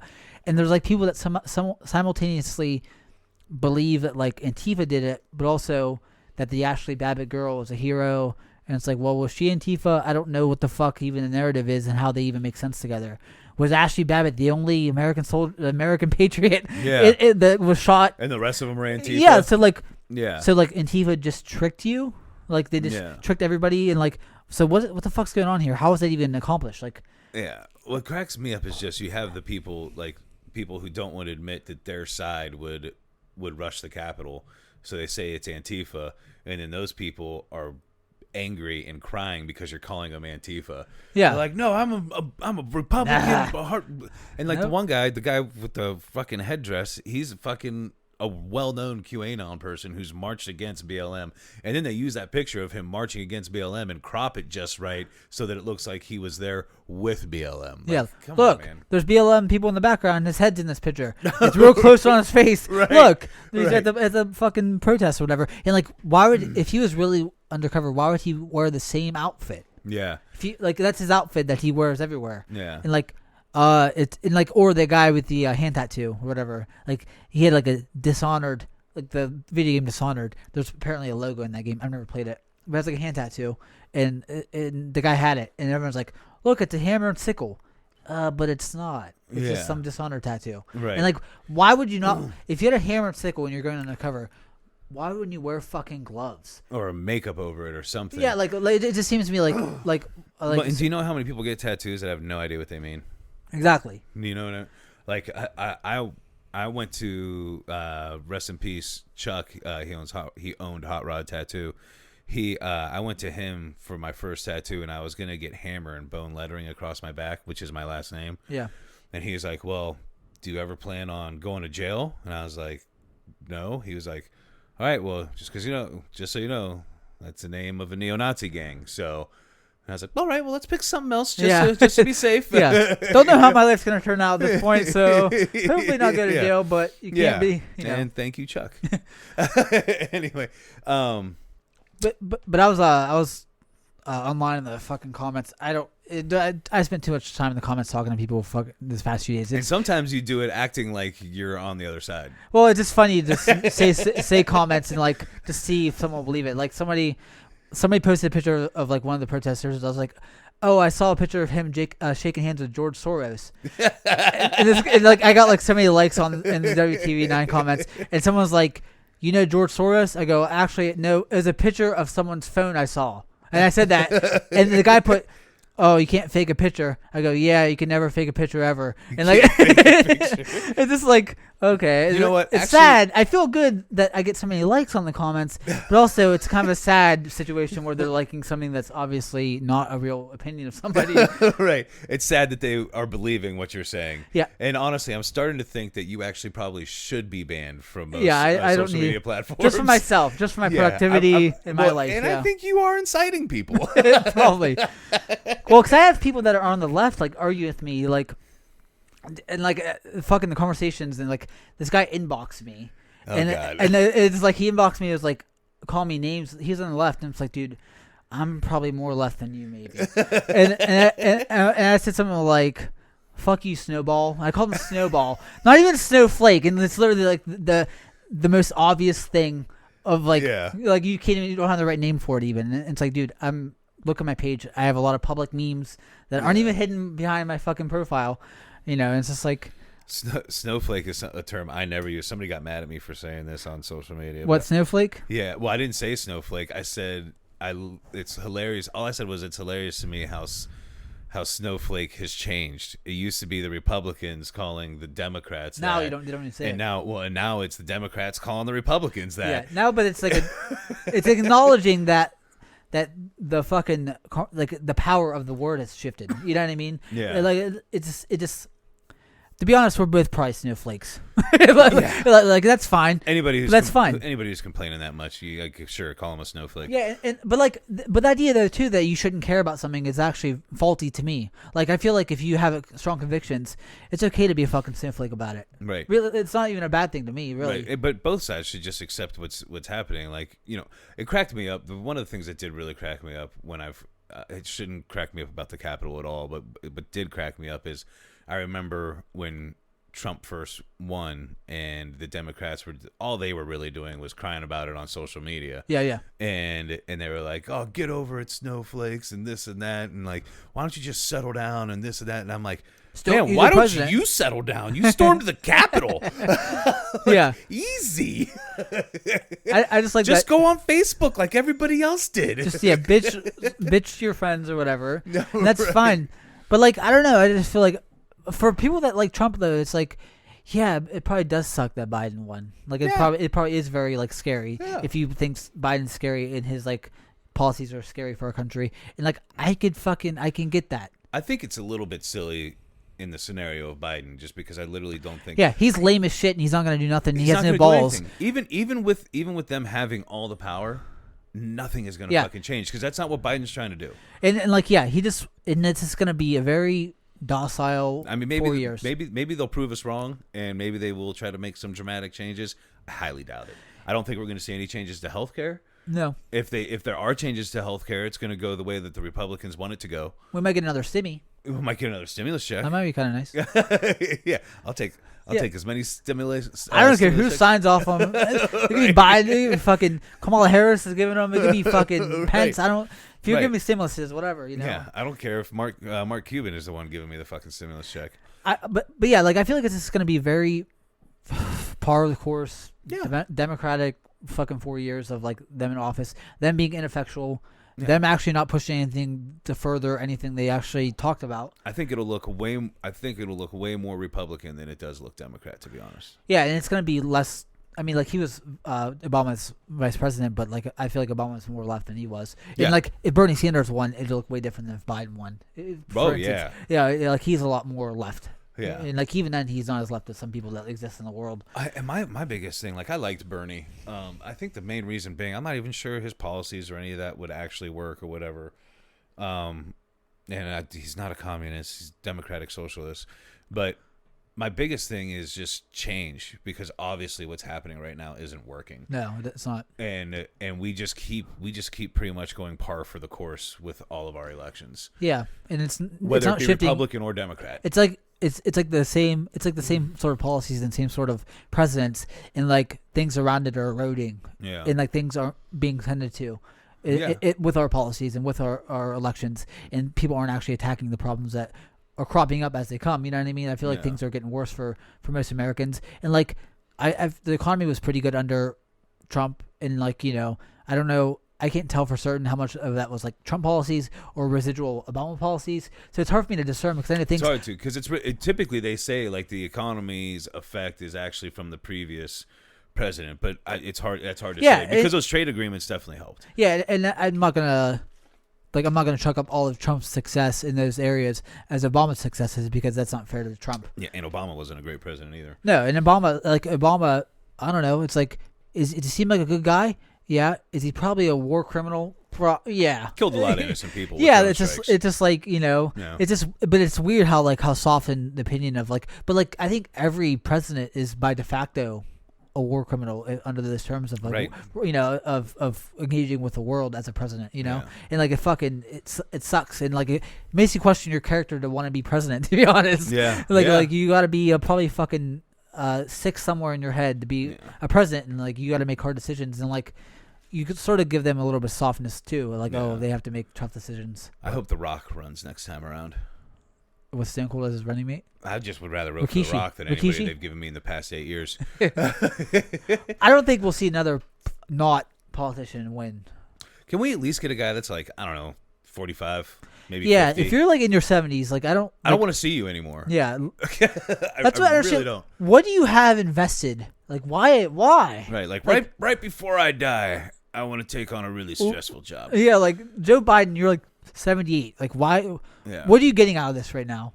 And your brain does not seem to be functioning properly. No. On a much lighter note, did The Simpsons again predict something? I can't tell what's doctored or not with The Simpsons anymore. I can tell because I haven't watched The Simpsons since I was a kid. Really, like I know that it got bad, so I'm like, I stay away from the later seasons. But like I can't tell what is like a. I never really watched The Simpsons, but like they say that guy with the headdress, they like in November they did an episode with a guy that looks just like that guy, literally with the headdress and almost identical tattoos. But that guy's been around for a while as QAnon though. Right. But still to predict that he's going to rush the Capitol building. What mechanism did they have to predict this? I don't see any good fucking conversation from earlier, but yeah, I mean like they could. I don't know. The Simpsons. Their only fucking currency in our culture now is predicting terrible shit. You know, but you know what? They're not a good show anymore. Like no one thinks that. It's just like I didn't even know it was still on when they told me it was from November. I was like, that show is still on TV. Who's watching this? Who is watching it? I tried to get into The Simpsons. I'm like, this really isn't that good of a show. It's okay. Yeah. I feel like its humor is very like just like 90s. Like if it's like now if you watch like Friends, I don't like Friends. It's like, I actually love Friends. Do you? I still watch it. Yeah. You're a random white guy. Of course you like Friends. I'm gonna take that as an insult. You should probably. I never watched Friends till pretty much until it was off air. Never Till watched this it year, once. you got into Friends this year. You No, it wasn't binged this it. year. The first time I didn't have cable, and my friend had all the seasons on DVD. Would you lose a bet and you had to watch all the Friends seasons in a row? No, I just didn't really have anything to watch, so I put them on. And it's a better show than I ever thought it would be. I like Friends a lot. It's not like my favorite show of all time, but it's awesome. I don't like laugh tracks. Now that I've seen good shows without laugh tracks, Yeah, that bothers me to like watch hear laugh tracks. I'm not a big fan of laugh tracks, but I do catch myself just laughing at Friends. Do you like Big Bang Theory or no? I did, not as much as a lot of people. Yeah, it was one of those shows where like I don't know. I started getting It's Always Sunny like when it came out too. Yeah. So like it all like comedy always paled in comparison to stuff like that now, like Workaholics and all those sort of shows. But see, I don't like stuff that is that outrageous. Like the show that I like that is that outrageous, like Workaholics, I find funny when I watch it. Yeah. What was the other one you said? It's Always Sunny. Always Sunny. I find funny when I watch it, but I can't just sit down and watch it. Really? I feel like my brain goes numb. But the only show that's like really silly like that I enjoy, not really silly like that, but it's just really silly, is New Girl. I never seen that show. There's so much improv comedy on it. It's hilarious. See, I like when conversations on shows seem like more natural than like that scripted dialogue. You know what I mean? And not that like It's Always Sunny is like a great example of that. Yeah. But like that loose conversational style is always like. Yeah, well, that's what New Girl is. I have to check it out. New Girl's is there a laugh track? No. That's good. No. Yeah. It's actually it's hilarious because they literally like when you start to learn about the show, you realize how much of the scenes that they're just like kind of like riffing. Who's in New Girl? I don't even know. One guy's, what's his name? Jack Johnson. I think that's a music guy. I don't think that's right, but it's something like that. I have to check it out. Zoe Deschanel. I like her generally. She's always pretty. I think the one guy's name is like Max Greenwell or Greenman or something like that. Jake Johnson. Max Greenfield. You like the bizarre versions of like the characters, the actors. It was like I was so close. Yeah, it's like. Yeah, Hannah Simone's the other girl. She's gorgeous. What's the guy who plays Winston? He's fucking hilarious. Lamorne Morris. Lamorne Morris. He is hilarious. What is there any shows you try to get into that you hate, like that you hated? I hate Seinfeld. I don't like it either, really. Hate it. I don't understand it. If a guy like Kramer lived next door to me and kept busting into my apartment, I would beat the shit out of that man. Yeah. Like you're not gonna keep coming in here acting all frantic, dude. Get the fuck out of my apartment. I have anxiety because of you, Kramer. Like my life is actually worse because you exist. It's actually worse. I'm talking to the super to try to get you kicked the fuck out of here because I'm gonna beat the shit out of you every day till you get out of here. People think I'm crazy for that. I'm like, I don't know what to tell you. Like, there's no way you'd be happy with Kramer living next door to you. No. There's no fucking way. And I don't know. The characters all seem like caricatures of people. They're not actually like real people. They're, you know what I mean? It's like, obnoxious. Yeah, it's just like Yeah. My dad used to watch it, and like I watched when I was little. Fucking love it. Yeah, and like people were obsessed with like literally. Worse than Friends. Yeah, Friends. I think Friends is sort of scrutinized as like being very safe. You know what I mean? Which is crazy because it's really not that safe. Like there was a lot. I didn't realize it when I was younger, but there's a lot of like sexual talk in there. There's a lot of it's not really that safe of a show, and it is to me geared a little bit more in reality than Seinfeld was. Like they're not characters of people; they are people. You know what I mean? Right. Yeah. I mean, like I think also too the underrepresentation of like minorities. That's not good. Yeah, like I feel like That's that gave that narrative of that show gave it especially in New York. Yeah, it's like fucking melting pot. There's 9 white people that are friends. I've never seen a black guy. Everybody around them is white. Yeah. There's like not even minorities in the background. There's not. No. That part's bad. I didn't watch enough to know how valid that was as a criticism. Oh of the no, show. it's valid. So I mean, there might be like 3 minorities in the whole show. that's probably like I heard that about. Did you ever watch that show Heroes back in the day when it was on? Yeah. Heroes. There's ethnics in that. Yeah, but the guy who played ethnicities. the guy who played fucking I haven't seen the show in like 14 years, so it's like the woman she dated the black guy and she was Ali Lauder. Yeah. Apparently she hated him. Just hated him, couldn't stand him, and like he read an article a few weeks ago about it and how people writing for like black people on the show and all these ethnicities, there's all white people and how they were underrepresented in the writing process, and that they didn't have any input on their characters, and like he got kicked off the show because she hated him. Basically, he got written off the show, and like that probably happens a lot more in Hollywood. Her character, or used to, at least, her character was bigger to the she had more clout in terms of like what she can get pushed for. But I don't know. It's like it's probably always been an issue. Oh, for sure. And like I'm not saying like make every fucking person a black guy or an Asian person, or like have goddamn Captain Planet cast on every show or whatever. Right. But like yeah. I mean, I think Kyle. When I talked to Kyle about it, like don't write somebody and make them black just to make them black. Have them be uniquely black, and what that means for the character, and have it be informed by their blackness. Like if you make Spider-Man black, like Miles Morales is a good example of that. Spider-Man, he's a different character than Peter Parker. He's not just black Peter Parker. He's a unique person, and that's the best way to write. He's his own unique person. Yeah, and like I just feel like that's the best way to write for that. Yeah. Saying as a white guy, fucking telling people that are way more talented than me how to write for TV and movies or whatever. But yeah, I mean, especially I think it's a lot better now because you got a lot more talented guys in the film industry coming out too, like that guy from Key and Peele.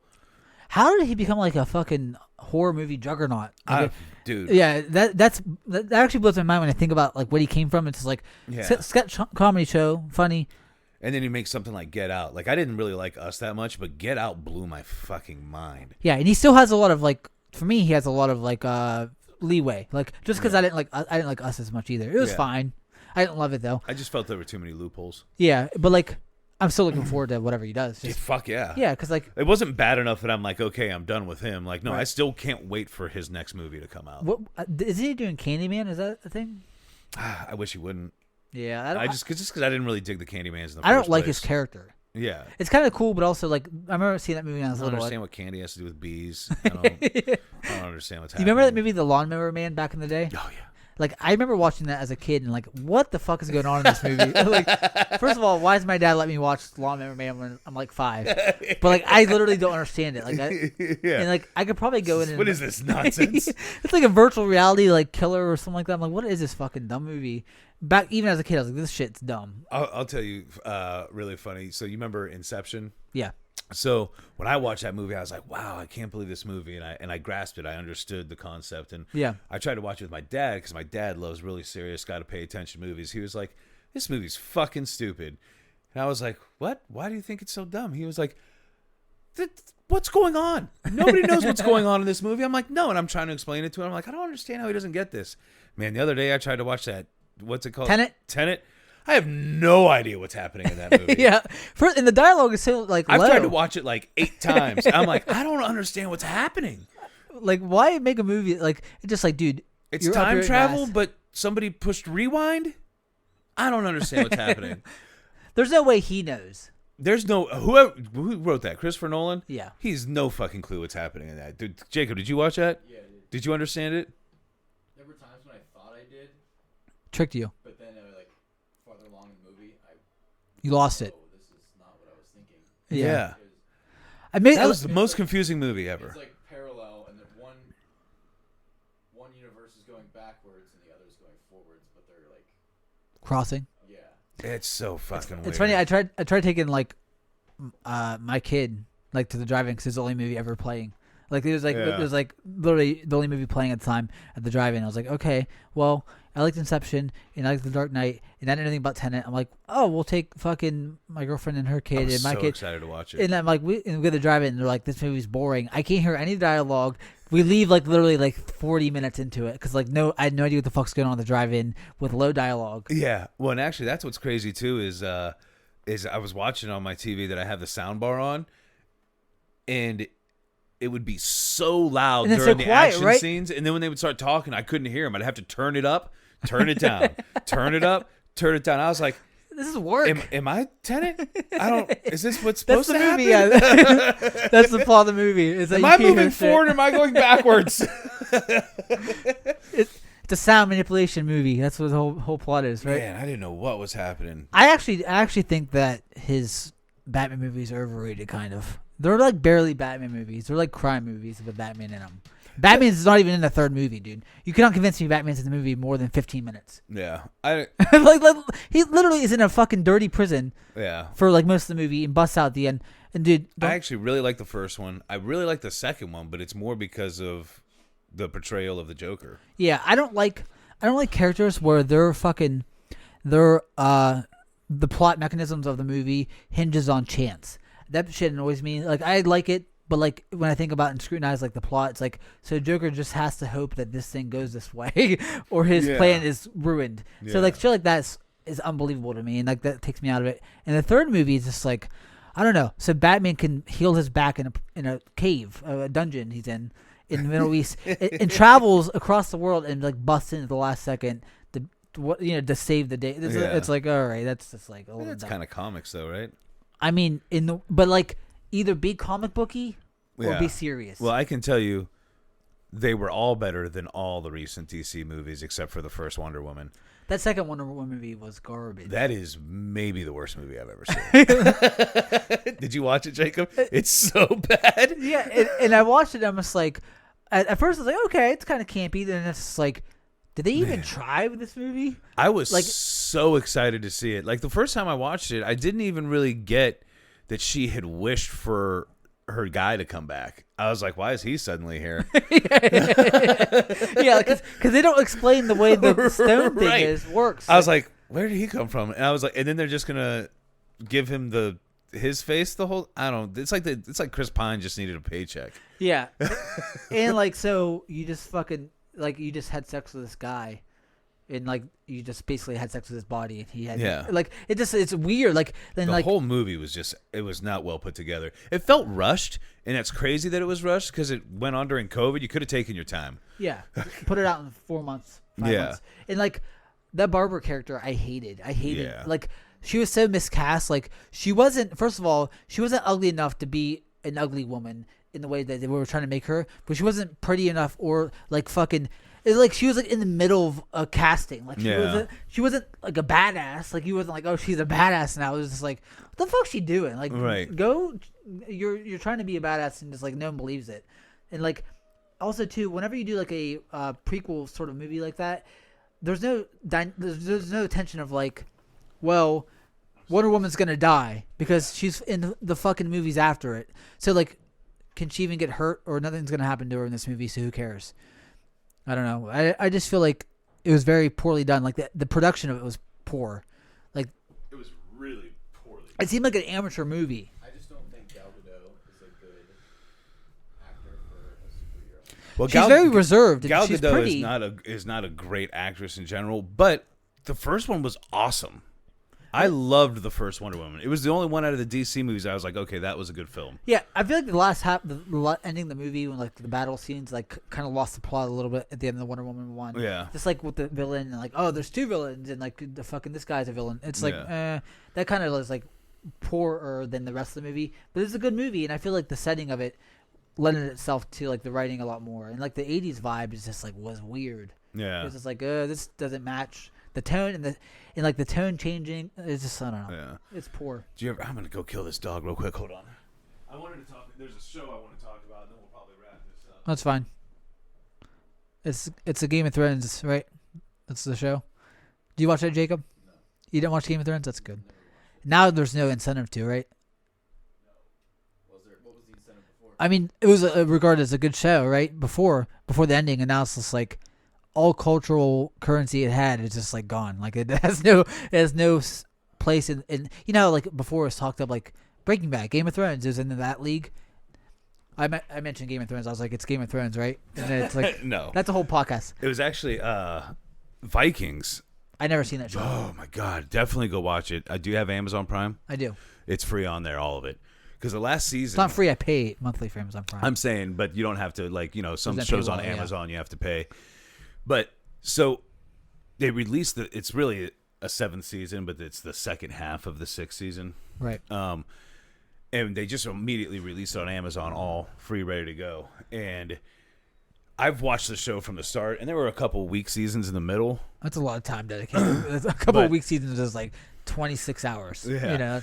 I didn't watch it all. Yeah. But there was a couple of weak seasons in the middle area, but I've watched it throughout its, being around. And man, the last season may be the best season of Vikings. Really? And, like, I've heard about it, but there was 2 times where I cried like a baby. That's all right. From being fired up.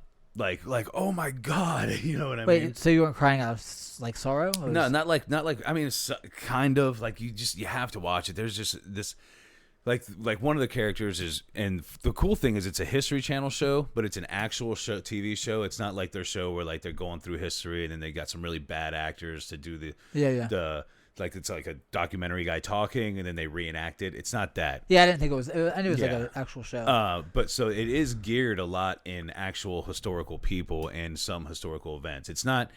It's hard to not mine. Right on. Yeah, you can't fucking make a whole show out of like actual like this all actually happened. Well, and it's hard with Vikings anyway because they didn't write shit down, so there's not a lot of information about Vikings as I understand it. I could be wrong about that, but as I understand it, that's kind of what happened. There's like some sagas and stuff like that. Right.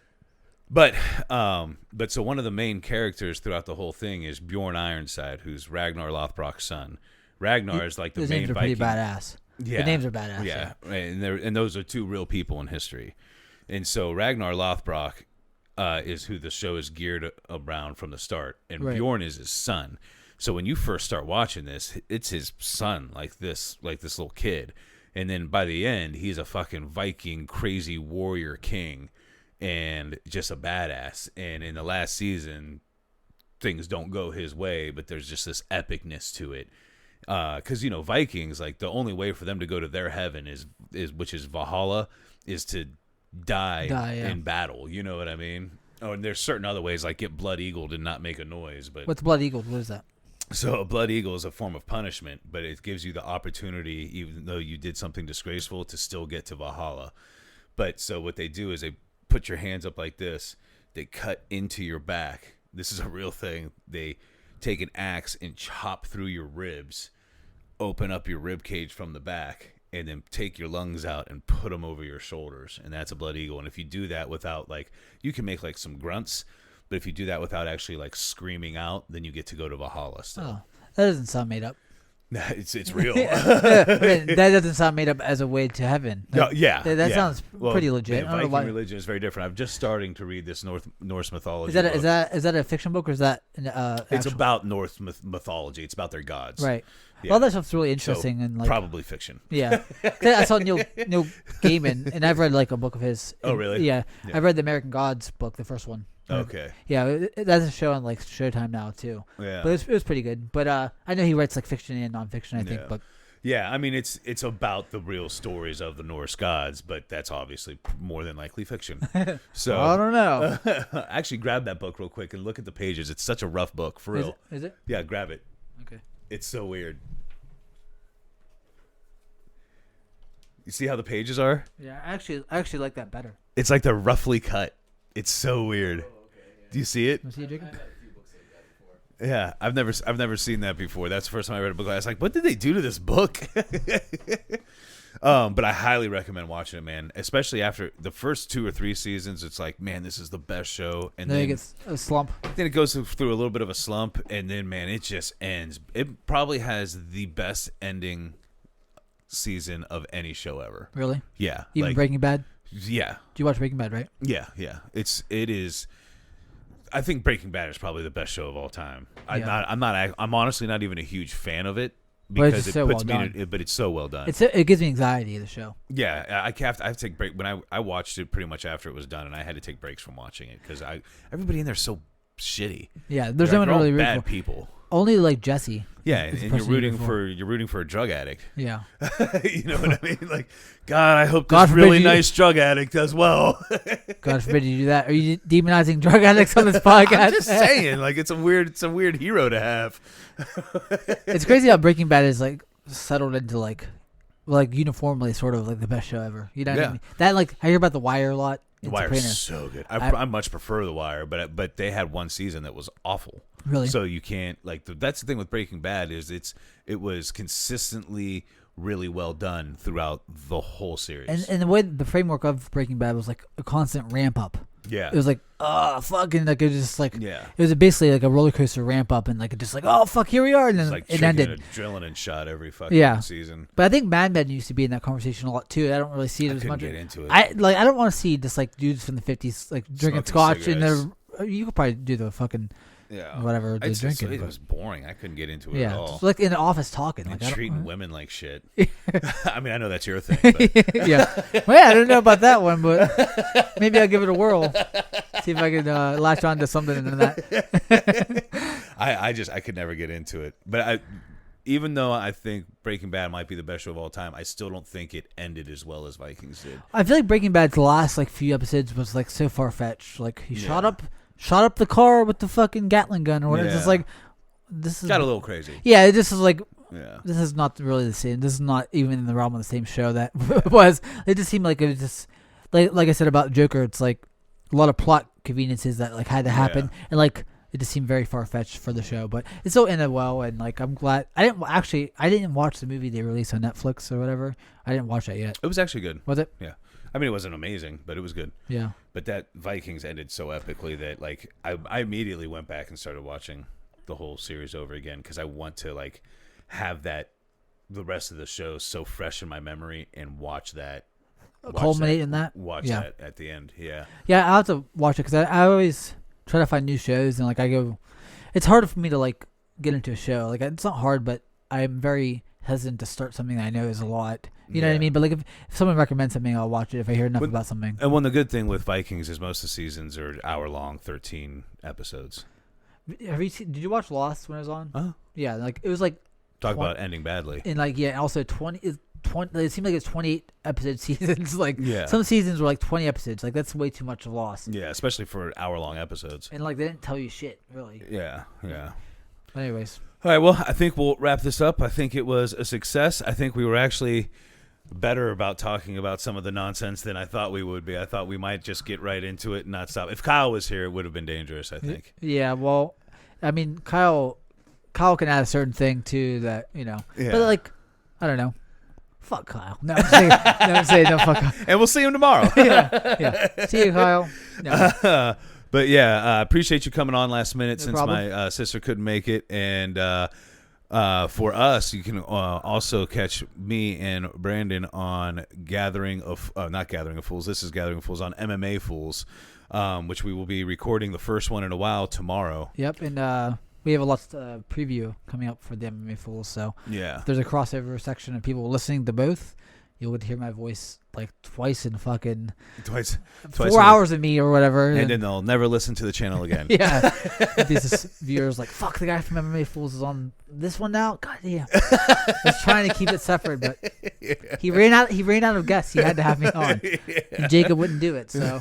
Yeah, Jacob likes being behind the scenes. All right. Well, appreciate you guys. I hope you guys enjoy the new look. We're going to keep trying to advance things. We're going to be doing more Gathering of Fools because I really got away from it for a while. One of these times I'll have to like drink on one of them. Like I'll be on a Bastards of Bourbon and drink. Yeah, with you. bring on Bastards of Bourbon. You probably couldn't imagine me drunk. I feel, I can't.